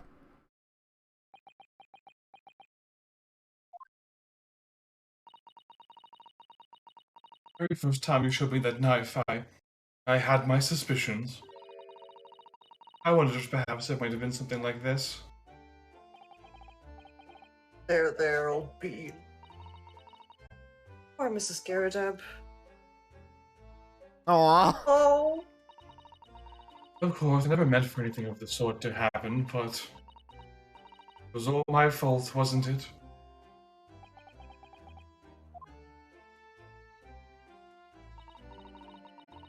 I take full responsibility. I let my anger get the better of me. I threw that book. I threw the knife as well.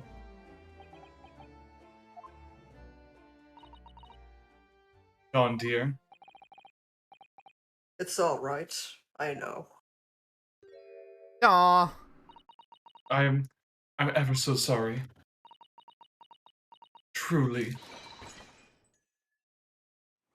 Oh no! She fell off her box. Oh, thank God. Oh.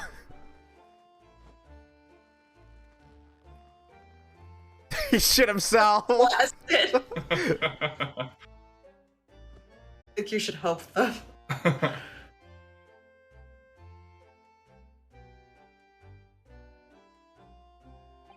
Well, damn. Lord Van Zeeks, what news of Mrs. Garadeb? She's dead. She's Your been taken Honor. to the infirmary. It would appear that today's events have left her in an especially flustered state. However, I believe she will recover in due course. There is no cause for concern. Yes, unbeknownst to themselves, they caused what could easily have been a terrible tragedy. They shall have to prepare themselves for the consequences of their actions. There is some good news, however, my lord. I've just heard word from the hospital where the victim is being treated. Her condition is improving steadily, and the doctor believes she will regain consciousness soon. Yay. It's strange. We've been talking about the victim all this time, but we never once met her. Oh, wonderful. The woman is out of danger, it seems. Yes, that is good news. So, Mrs. Hoseki Natsume.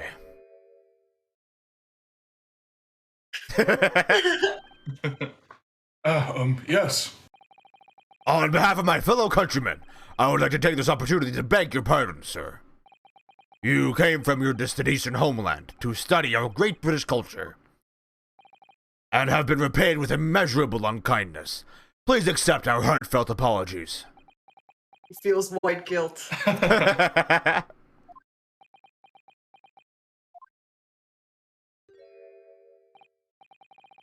No, it is me who should be begging your pardon. Oh, no, Mr. Natsume. That evening, when the young woman just collapsed on the pavement before my eyes, I jumped to the wrong conclusion again in my confusion. What conclusion, sir? I was sure that the woman was dead. Yes, Constable Beat said the same thing, didn't he? He thought she had been killed too. I suppose she must have looked completely lifeless. Huh. It's been about a year since I first arrived in Great Britain now, but I still can't get used to life here. I can't relax. I'm sure there are evil spirits lurking in the fog, like they're haunting me. Poor Soseki-san. His imagination really has got the better of him. Yes, poor man. When it happened, I thought the young woman had been taken by the fog spirits. I should never have dropped my books like that and run away. I should have called for help, for a doctor. Maybe not for the police. Instead, I've managed to create a rift in the relationship of trust between our two empires. And for that, I am truly sorry. Fog spirits? One could indeed say that some sort of mischievous spirit has been at work here, I think. One that created a chain of unfortunate mishaps. We were befooled by this spirit and led to false conclusions. But thanks to Lord Van Zeeks and our young lawyer from the east, that chain has now been broken and the spirit exorcised. I heartily commend you both. I mean, Van Zeeks didn't really do much, but sure. Oh. He made the place dirty. Now then, ladies and gentlemen of the jury. Yes, my lord. In concluding this trial, I must ask one last time for your decisions regarding the defendant's culpability. Are you ready? You watched that fucking video today, didn't you? What? Just the very specific reference to a character from Lost who is not very well remembered, but is a major part of a Oh, yeah. video Fucking on Lost that released watch that yesterday. fucking Lost video. Yeah. Are you ready to present your findings to the court? Oh, there we go. You did yesterday. I know you. I read you for filth. God. Because I also watched that video yesterday. Who made the video? William. Guy does those Digimon videos I watch sometimes. Hmm. As the foreman of this jury, I can assure you we've reached a fair and just conclusion. I do declare, the truth can be extremely cruel at times. Well, I didn't suspect the woman next to me, that's for sure. Sitting in for the old bean while she's out of action, you know. But I know what her decision would be. Does this mean I'll finally be able to get out of here and start work? Well, it's about time. I say, I'll have a corker of a story to tell the grandchildren when I get home, won't I? Very well, ladies and gentlemen of the jury. I hereby demand your final decisions. Mr. Foreman. Not guilty. Not guilty. Not guilty. Not guilty. Whoa, his voice is so deep. Not guilty. Not a guilty. We do it! Wow! Very well. Mr. Soseki Natsume, I hereby pronounce you not guilty. Yeah. Yay! Where does the confetti come from? Why are there fireworks? Fireworks! Wouldn't that light the confetti on fire? It would. That's why a fire happened last time. Come on. And finally, Mr. Natsume,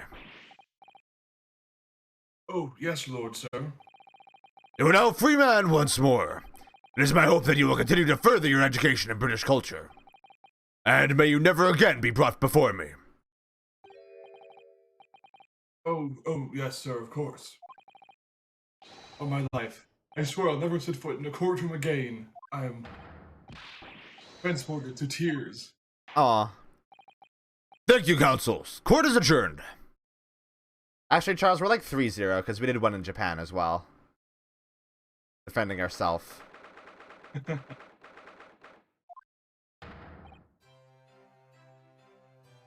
Oh, Locum. Wait, you mean me?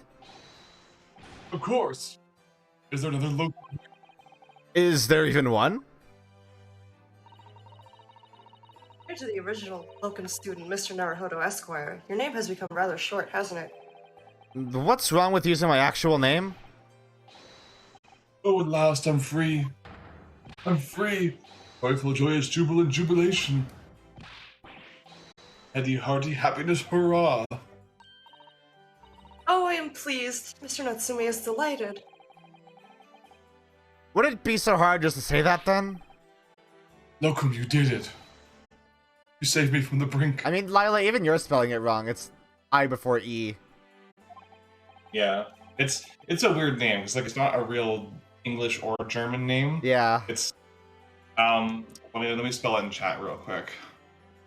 It's based on the Japanese phrase banjitsu, which means it's all over. It's all over! It's all over!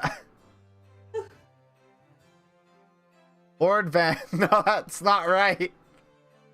His first name is supposed to be like Baroque. Zeke, the American. Banjitsu. Well, what happened to the poor woman was in no way your fault, after all. I'm just glad everyone can see that now. No, not that.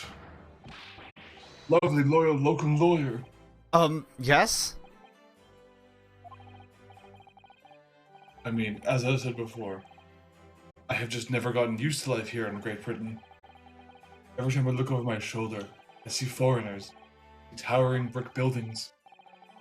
From high up windows, I see them looking down on me, laughing. Look at that little hunchback. Oh dear. I'm sure it's all in your head, Mr. Natsume. But today, you, locum lawyer, gave my gloom the boot. Boot the gloom. You stood firm behind that baronial bench before all those babbling British. You battled to the bitter end, laying bare the baffling truth. And while I beheld the blinding fireworks among the beam of the Bailey's roof, I bellowed, "Behold the best barrister ever born." Well, that's very flattering, and we're very pleased for you. This has given me a wonderful anecdote to recount of my old friends back in Japan. An anecdote? Is that what's to become of all my hard work? Who is this? No, god damn it!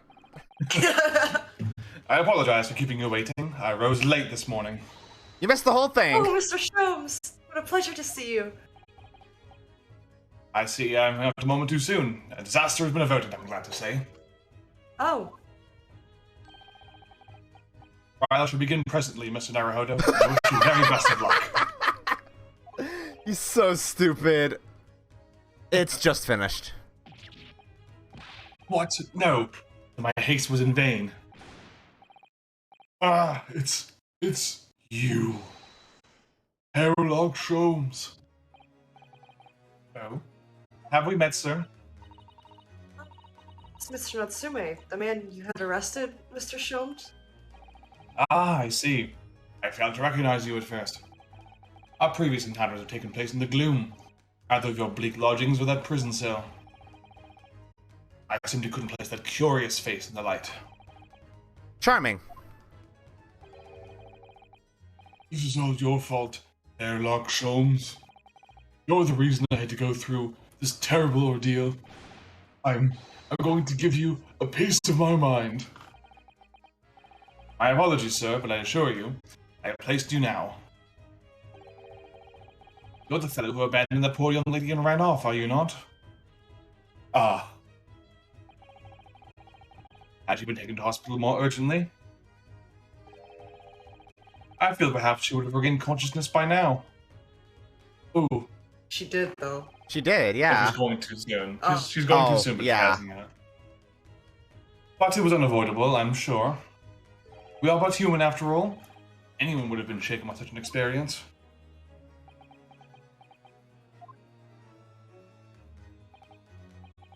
I do feel very badly about how I behaved. Never mind. Now then, what was it what you wanted to say to me, sir? You knocked him out of the mood now. Nothing. I am sorry, really, but that was quite priceless. Poor Soseki-san. Still, on the bright side, you've had an extremely entertaining experience without paying a penny.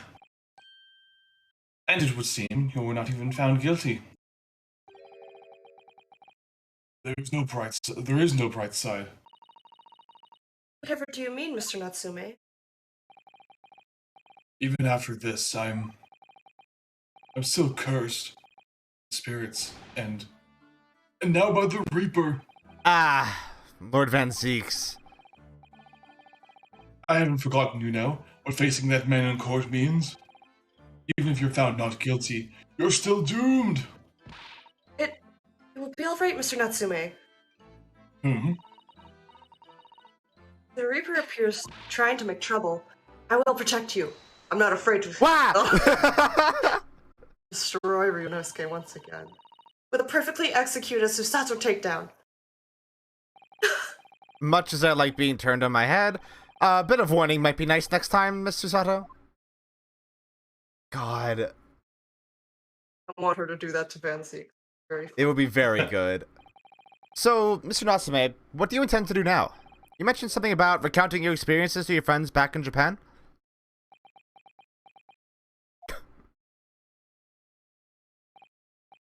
Yes.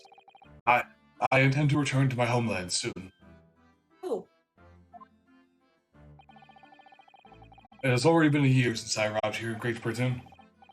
I visited universities, libraries, bookshops. I've been honored with the tutelage of professors. I've learned so much about the wealth of literature here, and the city it has shaped. And I've come to realize that it is my calling to sail home and tell my fellow countrymen about it.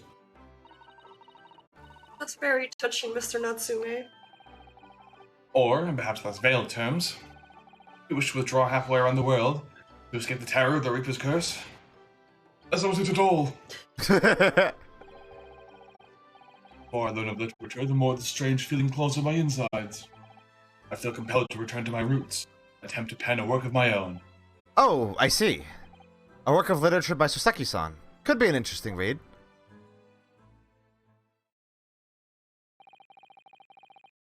And what about Mr. Sato and yourself, Mr. Naruhodo? Sorry? What about us? Will you return to Japan alongside your mustached compatriots? Why would we? A week has not yet passed since we arrived in London. And only now does it feel as though we have finally found our feet. And you are accommodated in a hotel at present, are you not? That's right, but we need to find lodgings before it bankrupts us.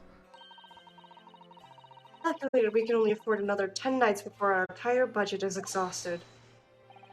Well then, you take my lodgings. Oh! We The don't want- windowless room? But it lacks in windows. More than makes up with a floor, a ceiling, and walls. Oh! Intriguing. Great. And of course, I'd be happy to leave behind the accursed evil spirit. Oh my, an evil spirit? It's a cat.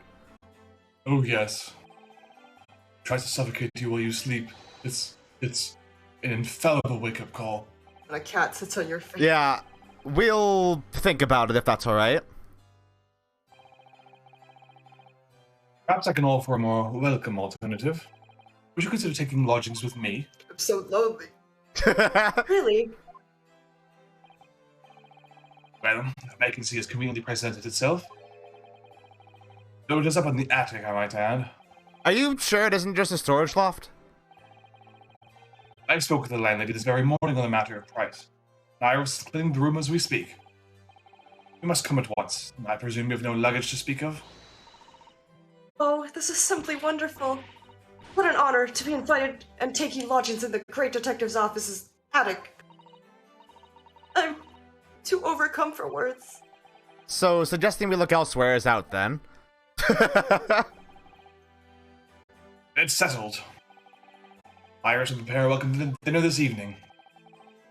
And you must come too, Miss Natsume. I insist. I don't know what to say. But thank you, and yes. Wonderful. Then I'll go and complete the paperwork for your formal release, Mr. Natsume. It shan't take long. Somebody's happy. She's ready to party. Welcome. I knew that you wouldn't let me down. I'm truly delighted to have met you here in London. Likewise, Mr. Natsume. It's been a privilege meeting you two.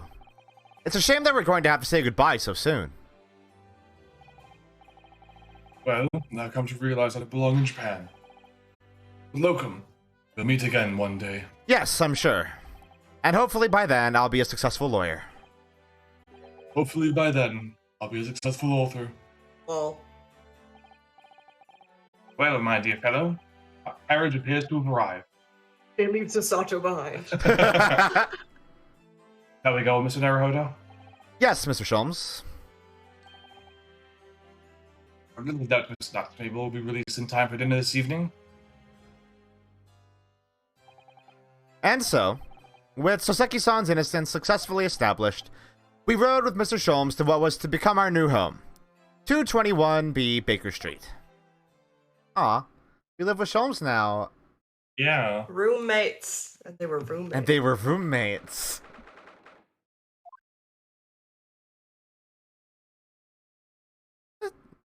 Not bad, actually. It has windows. So this... It'll be our new office, yes. Our office? I rather like the sound of that. Me too. It's simply wonderful. We isn't have it? to have a plant. I hope you can see this, Cosma. It's only a small step. But I like to think we're getting a little closer to your dream now. So, my dear fellows, do you like the place? Look at him dressed down! Oh. Oh, handsome. Ah, Mr. Sholmes. Yes, thank you so much. Delightful room, Mr. Sholmes. I simply adore it. Good, I'm pleased to hear it. Iris and I am delighted to welcome you. I hope everyone's hungry. It's nearly time for dinner. We'll eat as soon as Mr. Natsume arrives. We have a lot to celebrate. Iris, you must let me help you. Alright then, so be in charge of the salad. He does look 10 years Savage. older, like when he's dressed down. Splendid.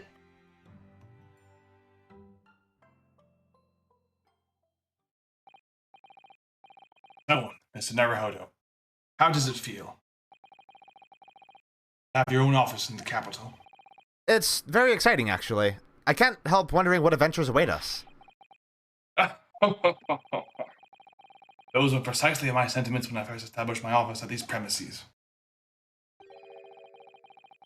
I discovered the dark truth about the city of London, that is. Sorry? London is a glorious place full of wonder, opportunity, prosperity, and mirth. But, brightest of lights, past the darkest of shadows. Whoa. Shadows? What do you mean? Well, I believe you're well aware of the murkiness that lies beneath London's facade already. But once again, Mr. Naruhodo,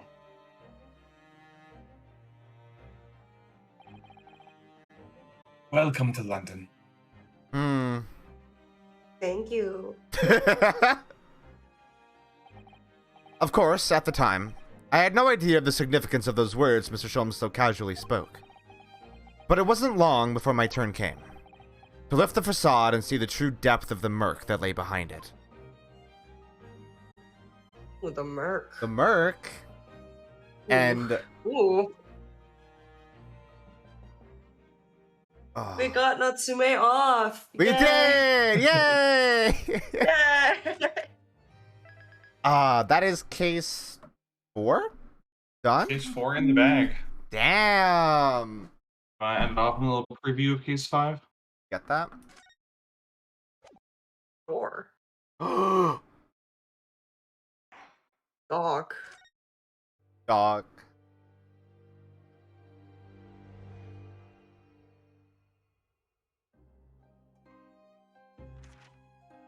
It's coming!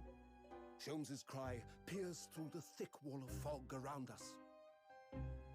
Wisps of vapor flowed over the pistol as I cocked it, and I waited, breathlessly, in the stillness. The silence lasted for what seemed an eternity, until, at last, it appeared. From Dog. the shadows of the cloud, an enormous Puppy. beast sprang out upon us. A hound it was, but not such a hound as any mortal has ever seen. Its eyes glowed with a smoldering glare. The whole of its ox-sized body was outlined in white-hot flames. Its Hellhound. rumbling pant and hideous howl, so terrified was I that I began to tremble with fear. Look well, Wilson, Sholmes declared, gazing upon the mystical beast. For this is the diabolical hound of the Baskervilles. Dog Ooh. doing What the dog doing? Alright. And that is the end of the stream for today. Burning. We Bad fucking thing. do it. Oh, yeah. Oh. You know, okay, so now that we're at the end of that case, the actual trial feels nothing.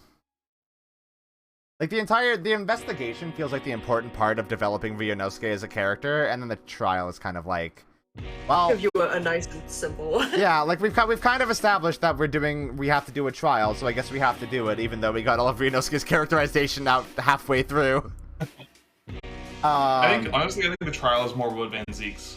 It's about him, like, slowly coming to actually, like, respect Ryunosuke yeah, I as guess. an opponent, and that's why it's his final call that actually manages to get Joan on the stand. Yeah. I mean, yeah, and like, I don't know, I don't think the mystery itself is that compelling, which, I don't know, is Yeah, because the stakes weren't too high. yeah, she was fine. I think it's a nice slow burn.